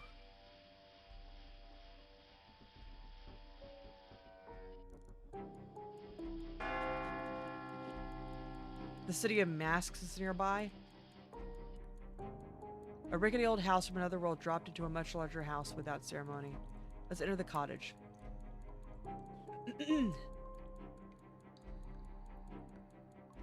It's another person. I asked how I got here. In a croaked whisper, the vigilant tells you how he's conscripted into war. Same thing. He's gonna die here. So let's take him prisoner. You snatch the rifle from the vigilant's weak grip and kick him to the floor. Your crew chains his arms behind his back. Gained 1 human prisoner. Alright, great.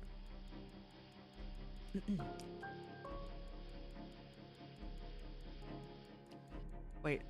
I want to see. Okay. Oh, the city mass was right there. Okay, we're gonna go over and then down one.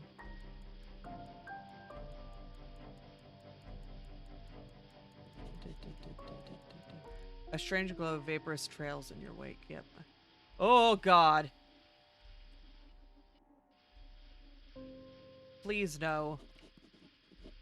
All right.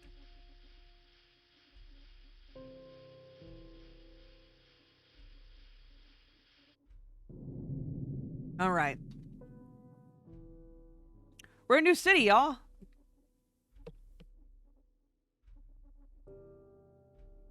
All right. The first thing you notice is the stars twinkling just below the ceiling. A good crop this year, it seems. The second thing you notice is the noise and smoke and bustle, or rather the lack of it. Considering the size of the city of Masks is relatively sedate. There's an air of sleepy dignity. Let's see what kind of news there is. Citizens on Volero Road complain of an epidemic of headaches and nosebleeds. That's not good. A spate of murders have been solved after one of the victims came back as a ghoul. Oh, nice. A whispering wind has passed through the city, making unsettling promises. Well, well. All right, great. An urchin delivers a letter from Lady. That word. Visit the Penitentiary Museum. Masks who commit crimes are confined to the Penitentiary Museum for decades or centuries. They hang on the wall. Mute exhibits for gawking tourists. Yeah, sure. Why not? Trumpet voiced tourists, children eating ice cream, dozens of masks hanging from the wall, each of a famous villain in their own right. One of the imprisoned masks is sculpted to the shape of a withering squid. Dame Kraken, reads the plaque, attempted to murder the Lady of Blades, accused her of ancient wrongdoings, confined to the museum for 130 years, due to release on 1849. Below the plaque is an extended description of Dame Kraken's sword battle with the Lady of Blades, apparently conducted atop a burning tower. Cool! Almost certainly embellished, of course. Okay. Let's, we're not that bad off. Let's just chill. Let's see what she wants. GleeChii, she cries, ushering you into her mansion. Her saucer-eyed owl mask sheds a snowy white feathers as she walks. A jug of red wine and a platter of odoriferous cheeses await you. Please help yourself, she insists, smoothing her skirts and pouring herself a generous glass. My friend at Withering Street, Probably wants to keep you all to himself, she said brightly, tilting her glass to you. But don't worry.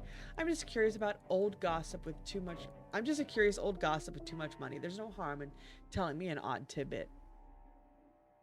Oh.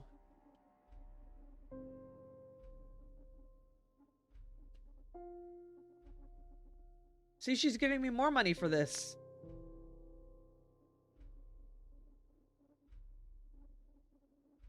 Ooh, look how much money she's gonna give me for this. I'm selling her that. As always, your company has been bored, delightful fruit. Okay, we're gonna leave now. I'm in the money. Let's wander the streets. You seek out the curious nooks and crannies, avoiding popular attractions in favor of places that have fallen between the seat cushions of history. A small death church on Grisolia Avenue, shuttered and dilapidated, attracts your attention. There are very few churches to Old Lady Death, the ninth sanctioned god. To worship her is considered unnecessary or perhaps even uncouth. She simply is and will always be. Might as well worship the house itself. The lack of attention has not served this church well. It is a broken shell, its windows broken and boarded, one wall slumped. It's a little weather vane rusted to a skeleton. Inside there are pews. Pew pew pew. Just an altar, which is just a block of adorned wood. A candle sits on one corner, half gutted, still dripping. Interesting. All right. I don't have a gallows candle. Call out. Candle smoke drifts. Someone was here. Leave. I'm gonna call out because I'm here to make trouble. You shout, shattering the silence. Is anybody there? Then you see her standing calmly by the altar as though she's been there since you walked it through the door. She is a masked woman, thin and cylindrical as the railing. Her hand cupping a candle flame like furrowed wings. You recognize her. Lady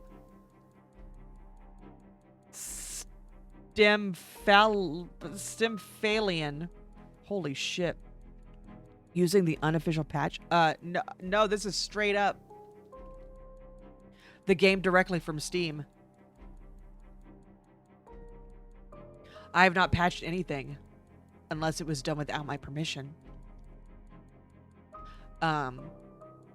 Rumored to hold a high seat on the shrouded council, her mask is as the face of a vicious bird with iron beak and hollowed eyes.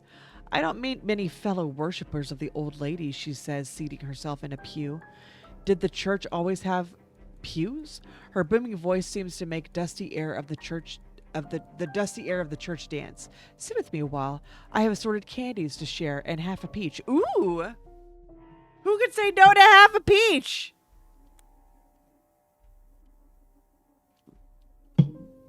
Her beak dips towards you. A fruit is pressed into one palm. A box of dark chocolates into the other. Eat. Not many can find this church without invitation, and we are all very curious. All? You glance up. Rows of pews, all occupied by silenced worshippers in faded clothes, heads bowed. Did this church always have worshippers? Eat, says the masked woman again softly, and address the congregation. Oh.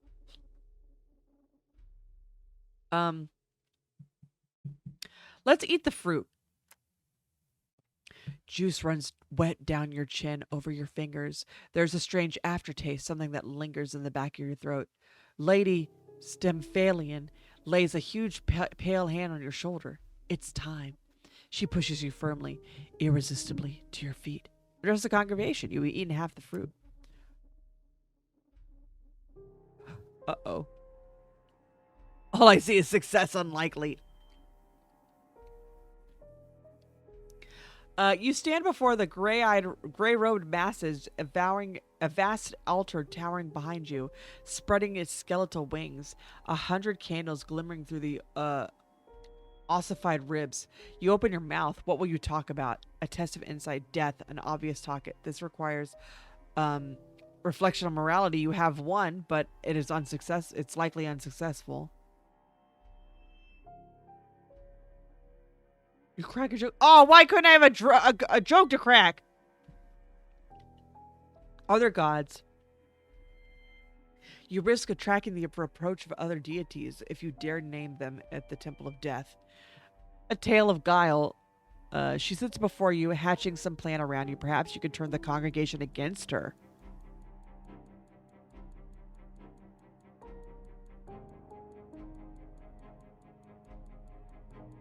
Uh-oh. Uh-oh.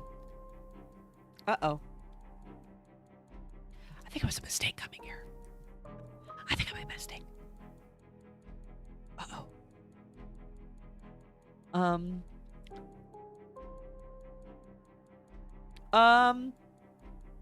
Let's do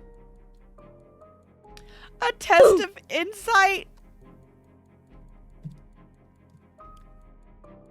Ah, shit. You speak with a grand rhetoric and sweeping gesture. The church darkens. Your gray robe congregation seems to grow in size until they are a sea of colossal shifting silhouettes. An unspeakable dread settles upon you. The juice on your chin is burning like acid. As you falter and stumble over your words, the seething gray masses rise like a wave and swoops down to claim you. They found you wandering the streets days later, dazed but unharmed. Only one memory after that moment is clear. You were splayed out on the altar, a dissected specimen, your raw innards steaming in the cold air. The curved metal beak of Lady Symphalian was dipping into you and coming up red. There was no pain, only an unearthly and terrible ecstasy, and Lady Symphalian was pleading to her god, pleading to be allowed to kill you. Oh, shit. Gained a horrifying ordeal. I lost some sanity. I was missing for 3 days, and I failed my insight challenge. It is some time before you can sleep peacefully again. Okay. Very great. Drink a bottle of darkness. It's a bad idea. Don't do it. I went from anxious to disturbed. What the fuck? Release your human prisoner. Now you are no longer out in the darkness. You can release them without condemning them to a grisly end.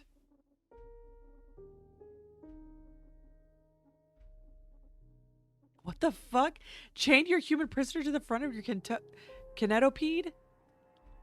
The darkness will strip away the skin eventually. What the fuck?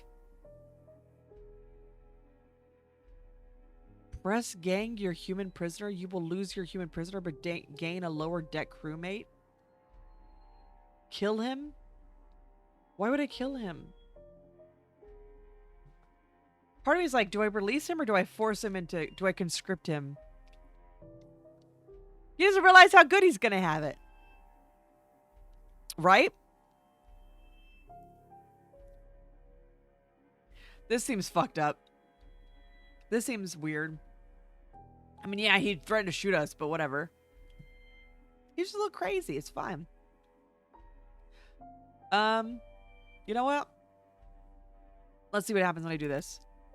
Which role would you like to recruit your prisoner? Swabby, gunner, guard, junior engineer. What do swabbies do?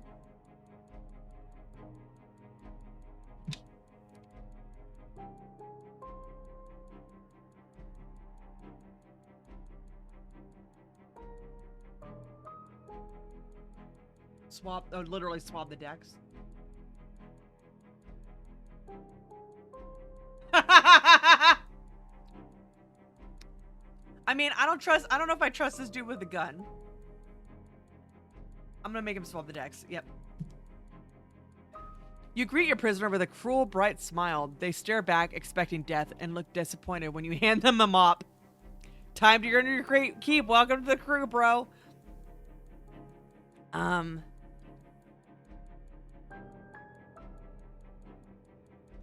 Unless... No. I mean, we could do... What else could we do? Maybe drink the bottle of darkness? No, we're not gonna do that. Why do y'all keep making me want to drink the bottle of darkness? Why are you... Unless... No, don't drink the bottle of darkness. Let's save. Yeah, isn't that nice? We just a little savey, you know? A little save, you know what I'm saying? And then we drink the bottle of darkness!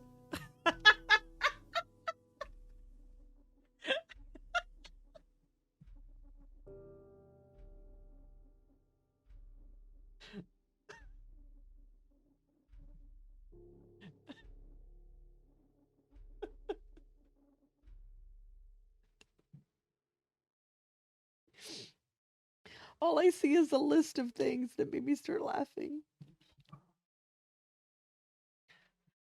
The darkness claws at your insides on the way down. It settles seething in your gut. You soon feel scraped out, hollow. The sensation grows so hideous that for a long while you do not realize you've gone blind. Pain is the unusual sense eludes you. Sight, sound, taste, touch, all are gone. And instead you have unraveled into a cold and eyeless slug that crawls and shrieks. It takes several days for you to regain your senses, but it will take weeks before you remember what it was like to be warm.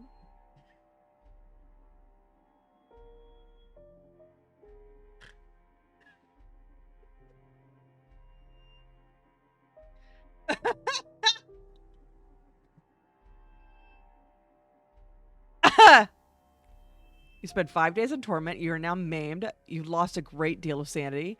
You gained a horrifying ordeal. You lost all droll recollections, and you gained a divine scrutiny of Abijah. All right, great. Y'all, why did you make me drink? Why did y'all make me drink the potion, the glass of darkness? Why'd y'all make me do that? That really hurt me. Why would y'all suggest I do that? Wow. Wow, I can't believe y'all made me do that. We're leaving the city.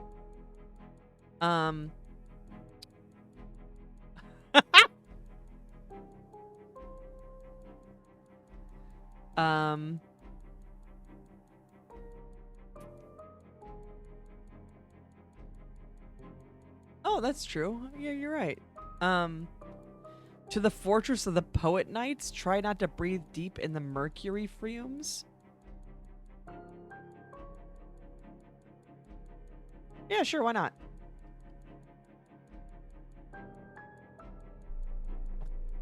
All right, let's go. Oh wait, wasn't I trying to get up to here? And then I was like, shit, let's just go to the city mask. All right, let's go. Pew, pew, pew, pew. Oh.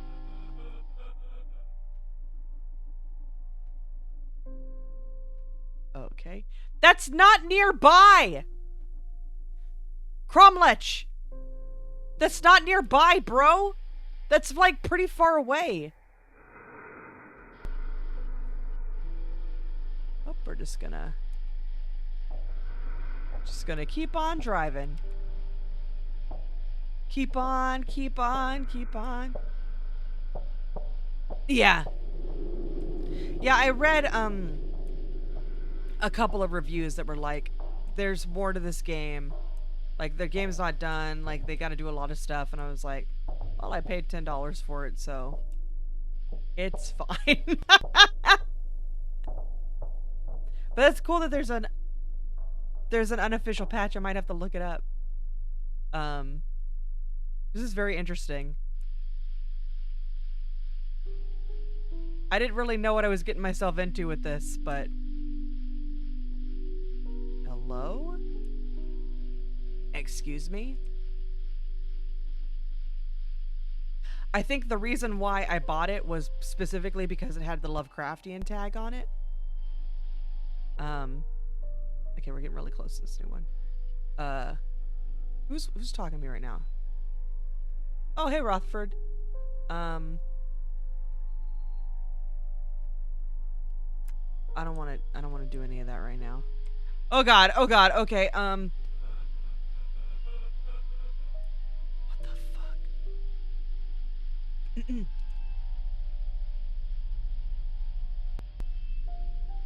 Just gonna go.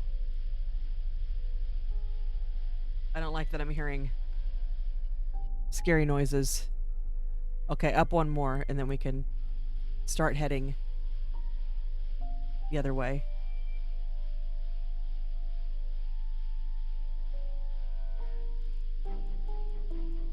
It adds... Oh, interesting.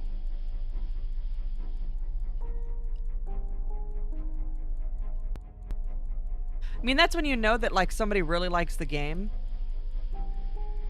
I'm just a little crazy. It's fine. It's fine. We just gotta make it to the city. We're fine. We're just booking it. We're okay. Look at all the pretty houses. Ha ha ha ha. We're almost there. Nobody think about their crazy leader. There we go.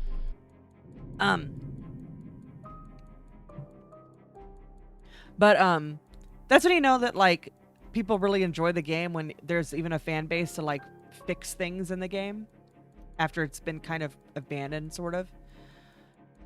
The air hums with strange energies. The floating orb communes with the naughty doctor's orbit each other overhead.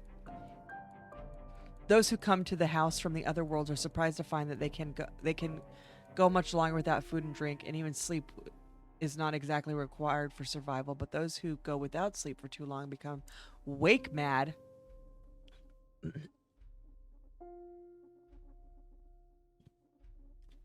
And the naughty doctors come for them. The naughty doctors have no obligations to entertain guests. There's no one to greet you at the door, and there's no way to access the orbs overhead, which are usually forbidden to sound sleepers.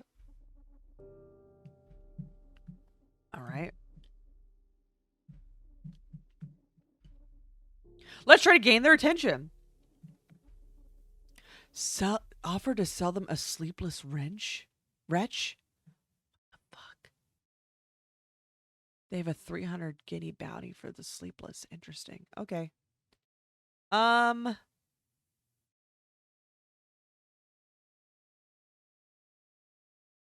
Let's go where the city of... Sure, why not? Let's see where the city of glass once was.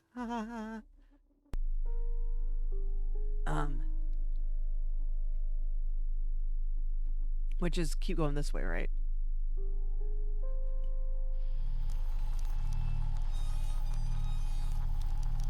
We're fine. It's just the soundtrack of my mind. It's okay.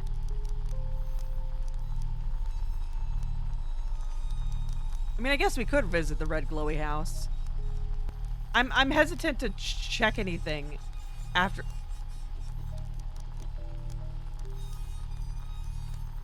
The fuck? A library from another world collapsing on itself. Sure, let's try it. I failed. All right, I did it. I checked the glowy house. Ah! God damn it. Who's in charge of making sure we're running well? Who do I yell at? All right. Tell me, Cromlech, when you see something new.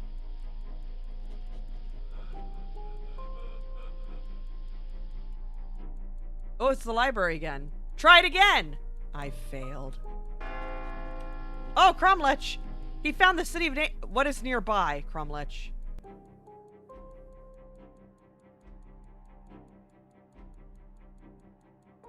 Well, we have talked about this. That is not nearby. That is, in fact, quite far away, sir. You let me know when you find something that's like to the left or the right of us, okay? Or the top to the bottom, okay, sir? That is not nearby. How did you even find that? An oddity. There's a scratching in the walls like a trapped animal. The sound is maddening. Your crew hears nothing, but when the walls are torn apart, they find deep gouges carved in the metal. Lost some hole integrity. Gained some disquieting incident. That night, you realize your nails are ragged and bleeding. Oh, super cool. All right, great. Let's go. All right. No, thank you. Goodbye. No, thank you. I don't want any. Thank you, though. See you later. Bye-bye. Goodbye. All right, what's up here? Cool ass shit. All right, great. I'm oh, cool ass shit.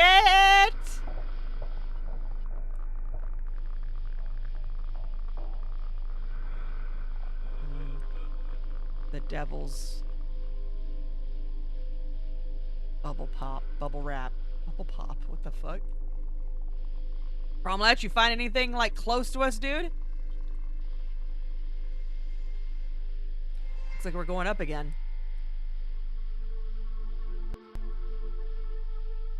Boop, boop, boop, boop, boop. Alright, let's see if we can find... take another prisoner. A tavern from another world. The roof is floor caked with dust. The bar is tragically empty. The bartender still sits behind the bar, a skeleton with only a few scraps of flesh still clinging to its ribs. Holy shit. Search for a drink. There must be something not smashed. Sure. Aww. Boo!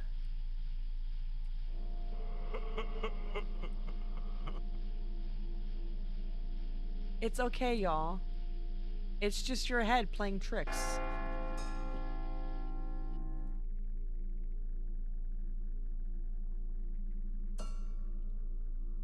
Sir?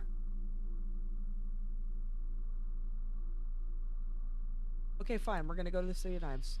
How much gas do I have left? 7? We can make it. Maybe.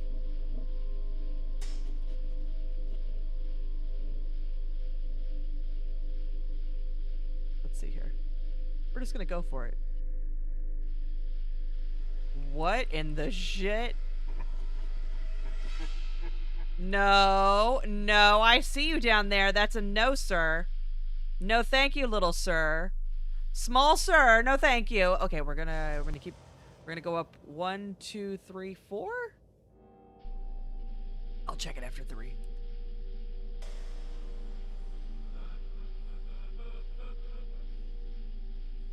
It's okay. It's just my neighbor yelling and yelling. I'm serious. Sometimes my neighbor wakes up in the morning, he goes, "Ah!" And I'm like, what the fuck? Are you getting ready for battle? What the fuck is happening over down there? Oh, a dilapidated church. A church from another world. Its spires are sagging, its steeple fallen in. Candles, stubs, and damp, rotted holy books scattered across the floor. You wonder if it was stolen on a holy day. Perhaps an entire congregation was devoured by the dark. Your crew lingers in the church, laughing and putting their boots upon the pews. Oh no, and treading on holy texts. You feel sick to your stomach. Cold fingertips brush the back of your neck. Something is wrong. You order your crew back to the kinetopede. Something sinuous creeps amongst the raptors overhead, watching you lead. Oh, cool. I love losing all my damn sanity. What the fuck?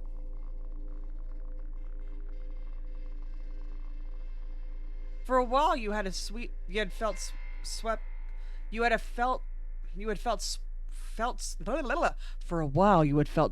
helplessly down a dark stream, and now clarity is upon you. The fog that blanketed your mind has lifted. You know with iron certainty that all is well as last. You're smiling. It's so hard it hurts. Oh, great. Cool. Holy shit! Who's crazy now? Not me! Wait. How many more do we got? Okay, yep. One more, smoke? Okay, I can't read. Okay, oh god, it was a lie. I broke it again. Oh, shit. We gotta make it to that city of angels. Oh my god. Everything's all fucked up. Cromlech, it's that close!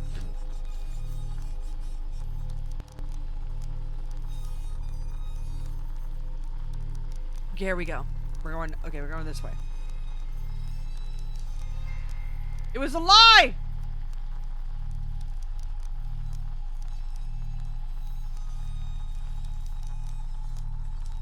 Oh no! Okay, one more. We can make it. I can make it. Let me get some sanity back. Oh no! The heart light is hurting your eyes. You order it turned off just for a moment. The darkness fills you with sweet relief. Uh-oh. A stroll next, perhaps, to step away from your... Oh my god, everything's... Y'all see this? To step away from the kinetopede, to simply walk. Oh, you're tempted, but you resist. Okay. It's fine. It's okay. Everything's gonna be fine. Ah!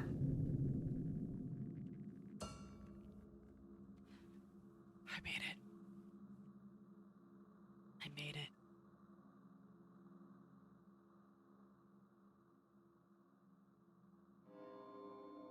A city of gargantuan mega spikes stabbing towards the ceiling, backlit by a peculiar glow of a river scenic.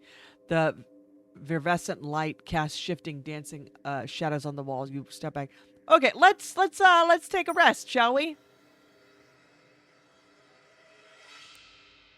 It didn't help. It didn't help much. My hole's in terrible shape.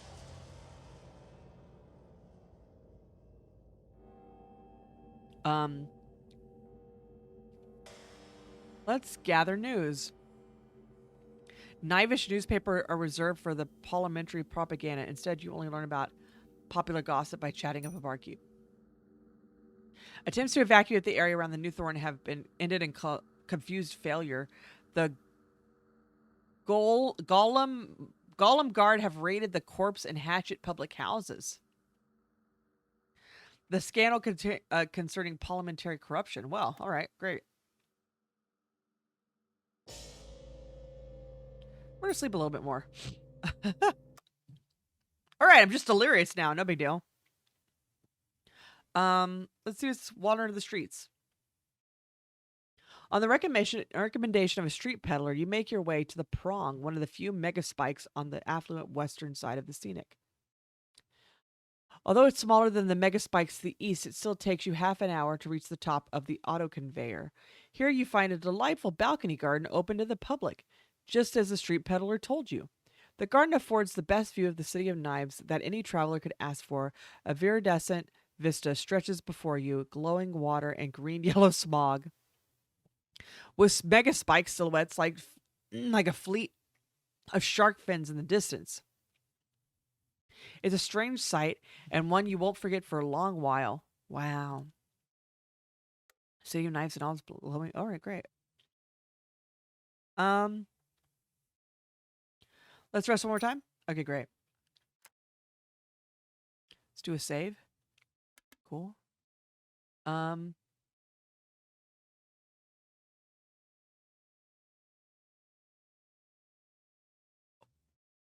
Interesting.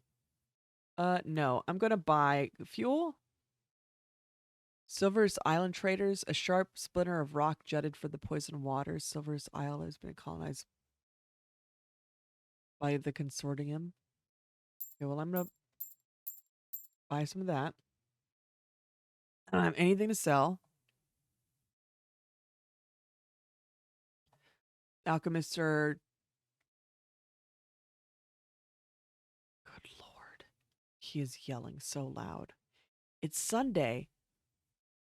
Is he going to war? What is happening? Arms consignment? Guns. Yes, we got guns. And then we got booze, it looks like. Okay, let's just go. I got a little bit more gas. The unwelcome goat stones and beyond the bleak empire of Chimera. The city of God bothers is it? What? Let's go to the city of God botherers. That sounds cool. Yeah. What is this? You're getting a little low on fuel. Oh no, no, I'm not. Not anymore. The archives of tech. Let's go to the city of angels. This is like right there. Where am I? Oh, there we are.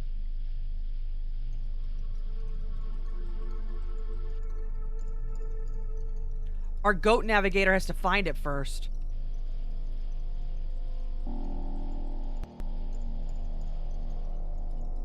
Uh-oh. I just got an achievement. Uh-oh. Haned figures descend from the ceiling above. Twitching feet scrape across your roof. Dead faces press at your windows. They stare with blank, bulging eyes and move their lips silently. The dark... A great deal of... Oh, shit. Turn my heart light back on. Uh-oh. Uh-oh.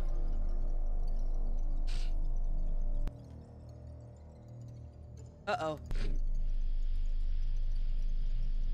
There's a dude stuck in the top right there. Turn the heart light back on!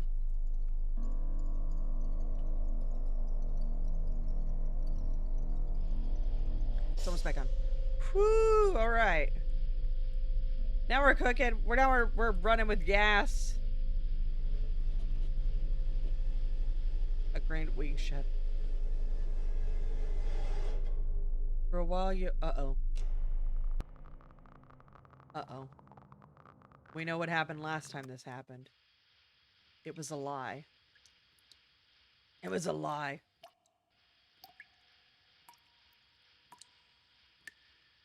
I don't trust it for a fucking second.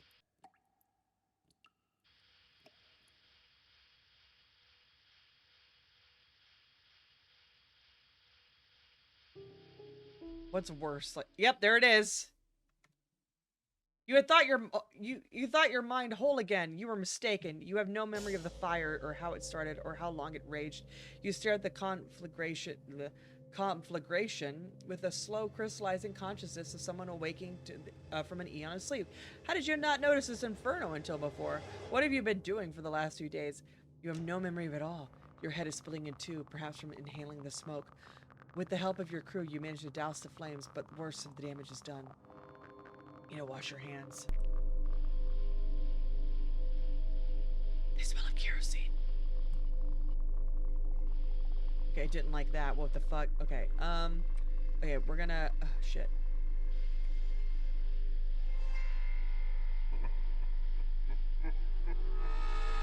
They don't see me until we... Uh-oh. Alice Franklin finds the oh, another person. Caked in filth. Let's make him a gunner. Okay, great. I love how there's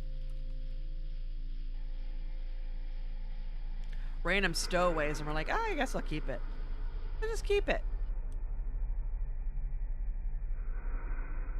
Jasper Jackson is missing. The rest of the crew are hopeful, but you realize this with sudden certainty that he may never be found.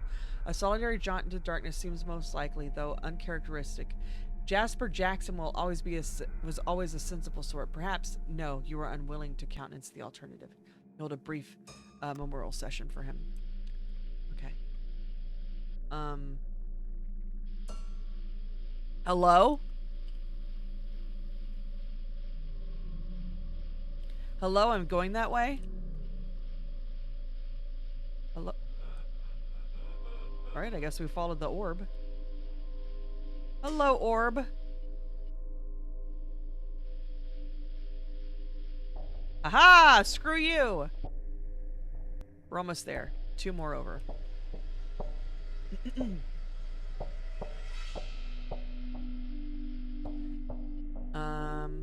It's a library again. Let's look.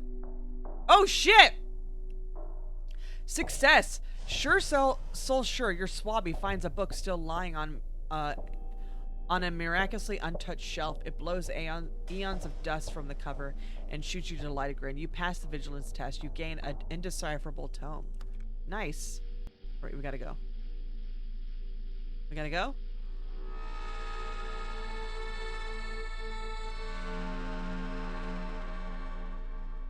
Okay, we're gonna go down one. Ugh. Apparitions. Yep. Okay, we got it. Okay. All right, go, go, go, go, go. No, thank you.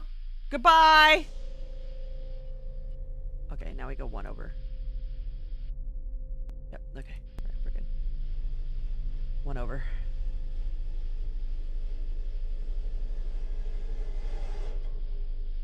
Aha! We made it! The city of Achilles.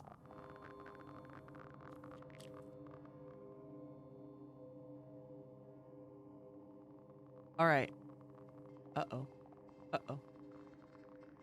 A city of glorious light and marble. There are more churches here than you can count in a whole horizon of domes and spires.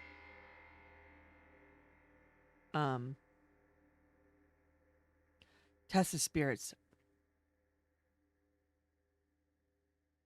Listen, I don't ever wanna feel like I did that day. Take me to the places I love. Take me all the way. Wait. So we got rest and recover, which requires a test of spirit, which I could toss a coin. A test of vigilance, gather the news. Wide, clean, empty streets. Decipher your undecipherable. Success is impossible. A hideous nightmare. These things will creep back to haunt you sooner or later. Combine the 3 disquieting incidents into one horrifying ordeal, but lose sanity. How much more sanity could I possibly lose? You know what? Let's flip a coin. Test of spirit. The dappered acres of the half-mile expanse of grass and flowers bathed in curious warm light that suffers the entire city. It's a beautiful, it's a beautiful place, unlike any other of the 7 cities. You wonder why it's so empty of other picnickers. Wow. Words are difficult.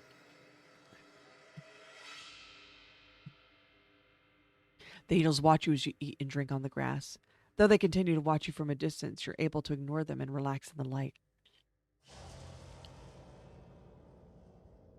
I got some sanity. You feel better already. Light and food, the 2 things the house usually lacks, a fine treat. Let's test our vigilance and try to gather some news. Fuck! It takes you a long time to find someone out in the open. A young woman looks at you in fright as you ask her for the truth of recent events. She opens her mouth to speak, then her eyes go wide. A shadow of wings falls over both of you. Her mouth snaps shut like a vice. Oh, I'm sure everything is totally fine in Los Angeles. I'm sure it's totally fine. Ciudad de Angeles. I'm sure it'll be totally fine. Let's wander the streets. A young man stumbles in the streets, eyes raised fearfully at the ceiling. You catch him before he runs directly into you. The coolness of his skin immediately informs you that he's a ghoul, recently risen too. He does not seem to have decayed, even slightly. Help, he gasps. They're after me. They want me dead again. Help him! Uh-oh. Whoopsie doodle! An angel drifts overhead, its white wings swaying ever so gently. Like all its kind, it would be staggeringly beautiful if not for the overabundance of eyes. Oh, biblically accurate angels. Okay. One of those eyes is your undoing, prodding grotesquely from its elbow. It focuses on you as you try to sneak past below. It is here, the angel booms. Come, cleanse the abomination. You try to run, but the angel is above you always, directing its followers. White-clad men and women descend from all sides, dragging the ghoul from your side. Ghoul lover, they spite at you. Necrophile. Although you never see the young ghoul again, you can imagine his fate. Uh-oh. You hear from some of the chambers in the city's crematorium have locks on the outside. Oh. I mean, who would have thought that the city of angels, the city of biblically accurate angels, would be a horrifying place? Should we try to see if we can find a crewmate? Let's see what we can find in the 7 cities. Put up a poster.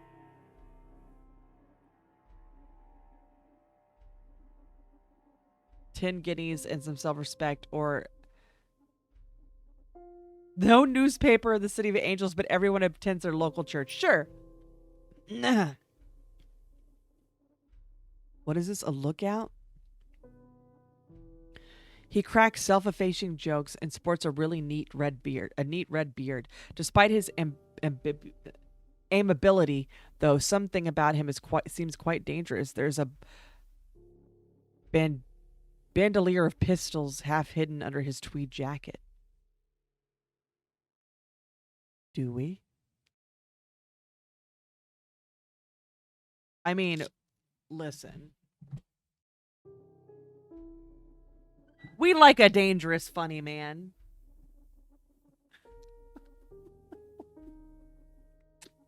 Right?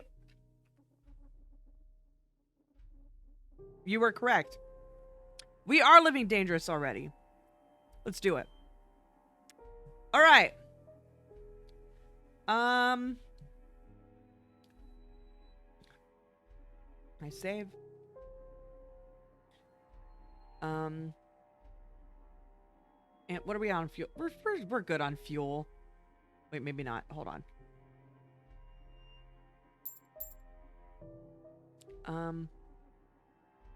Undripped treasure? What is this?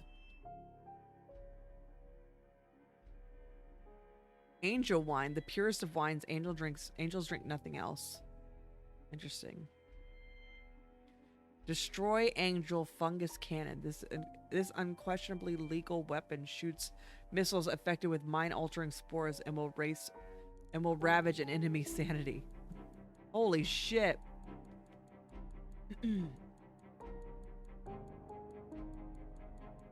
All right, let's see.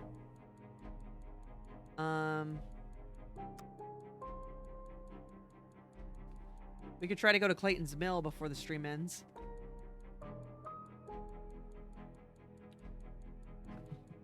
We need to make more money? Yeah, we do. Let's see what's going on at Clayton's End.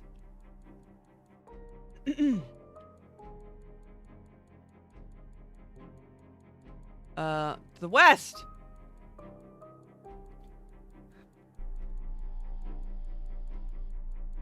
All right, I need to go 1, 2, 3. I'll check on 2. All right, here we go. Moving up 1. Sorry about that. Going to the west. I was moved down. All right, here we go. Choo choo, bitch.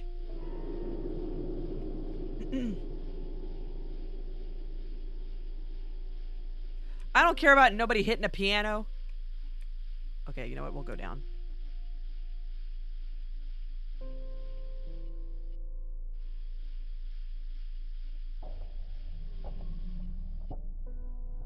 Oh, I'm doing the thing again where I'm scratching on the hull of the ship like a dummy.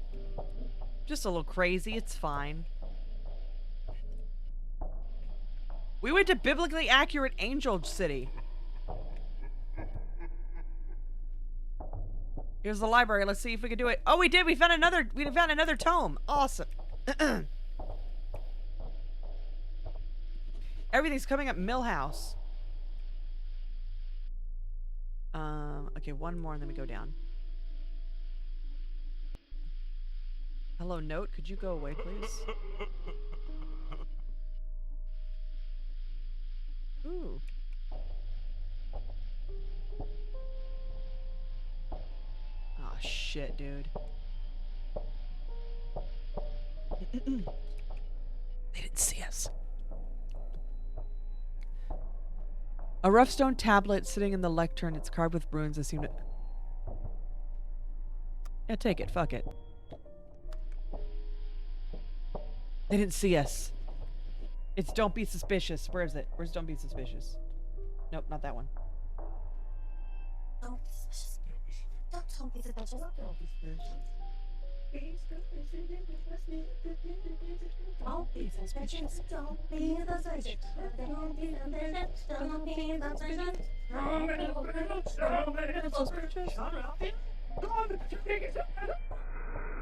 Okay, we got one more down. Okay. Let's look into the well again.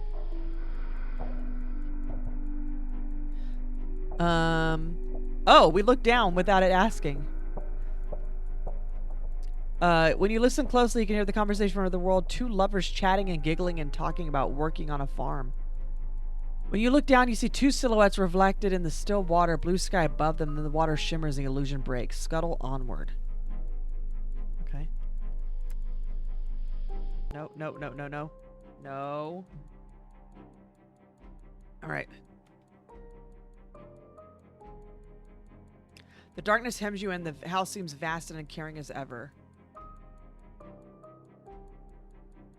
What?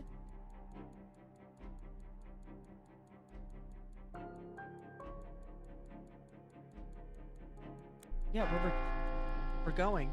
Oh, he found the kelp fortress. Wow. Okay, thanks.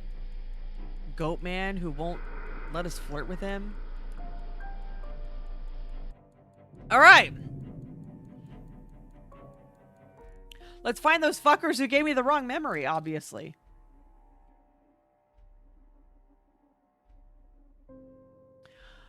Partly a town, partly a fortress, partly one vast tavern.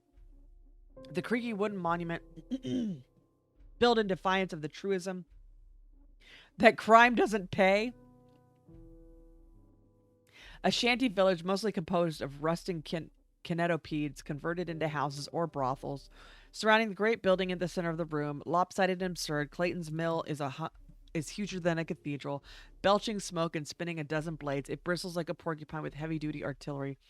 Though you suspect that with any one of these great cannons going off would um, cause the whole edifice to collapse.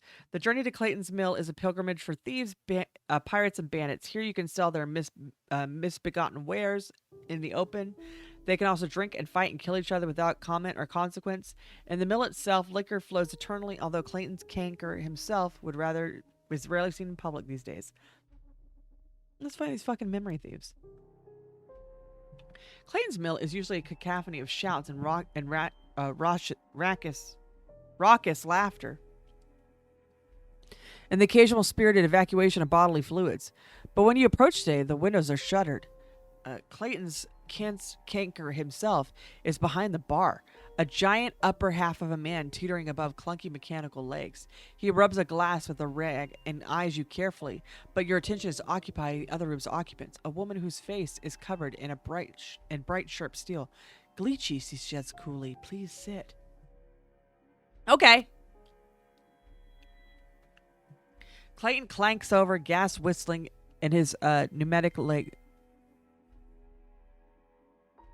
and pours you a glass of beer-like liquid. Her iron beak is distinctive, and finally you recognize her. God damn it! It's Lady Symphalian! The noble woman from the city of Mask. You expect her to meet her at a high society ball, not... Me in the game might not remember, but me outside the game totally remembers.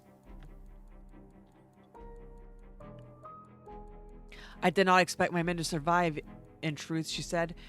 They knew they were martyrs. I came here to meet them, but to meet you. Did not come here to meet them, but to meet you. Why did you send your men to steal my memory? We didn't care about which memory we stole. We switched the boxes, you see. The memory you reclaimed was not your own. How dare you send men to drill into my head?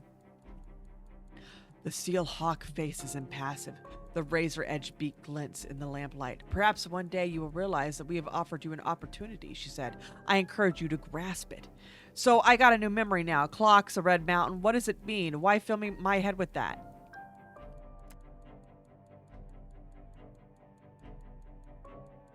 The memory has, well, the word infected is apt, but unnecessarily negative. It has altered you. We were blocked from you before, thanks to the machinations of your governor. But now we have a door into your head. You see, we are very interested in your search to escape from the house, GleeChii. Watch for us in your dreams. She stands and begins to put on her black lace gloves. I have explained as much as I care to. Understand that both of us are minor pieces in a very old game. Understand that I have far less faith in you than my masters. I believe things will end the same as always. What the fuck? Tell me more! I've told you all I can, she said. I would advise you to don't start anything untoward. A fumatic hiss. English is weird. Clayton Canker has casually set an enormous 6-barreled shotgun up on the bar and is making only cursory attempt to appear to not aim it in your direction. I guess I'll let her leave. I got money. She tosses a purse of coins on the table. You have only one path ahead of you before, she says. Now you have a second, darker, less traveled. She nods at you. And then to Clayton Canker behind the bar. He nods respectfully. I do not expect to meet you again, she said. She tells you sweet dreams. So I gained 100 guineas. I gained 10 apprehensions. I can concern concluded was recollection, and with that she leaves. Clayton Canker shuffles from the window to window, opening the shutters, and the clientele trickle back in one by one. Wow.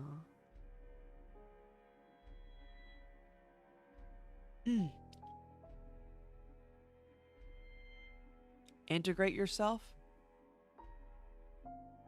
Gather more news. Repair your hole. Test my vigilance. I'm a slight. Relax and recover. This will cost you 25 guineas and recover some of your sanity. Be careful. Drinking at the mill can be dicey, and you will need to remain watchful. Let's see what happens. Nice! You attract a few snarls and stares as you approach the bar, but there are no serious incidents. You befriend a mercenary captain. One of your crew has an ethical debate with a drug smuggler, and you buy a whole bar of round of drinks to keep them sweet. When you finally stagger upstairs and collapse into one of the mill's flea-ridden beds, you sleep.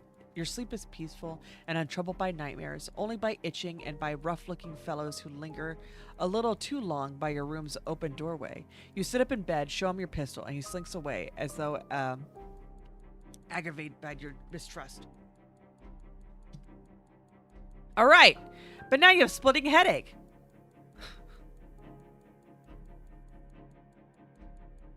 Well, now I'm only just barely delirious again. Okay, I'm gonna save. Because it is 9 o'clock.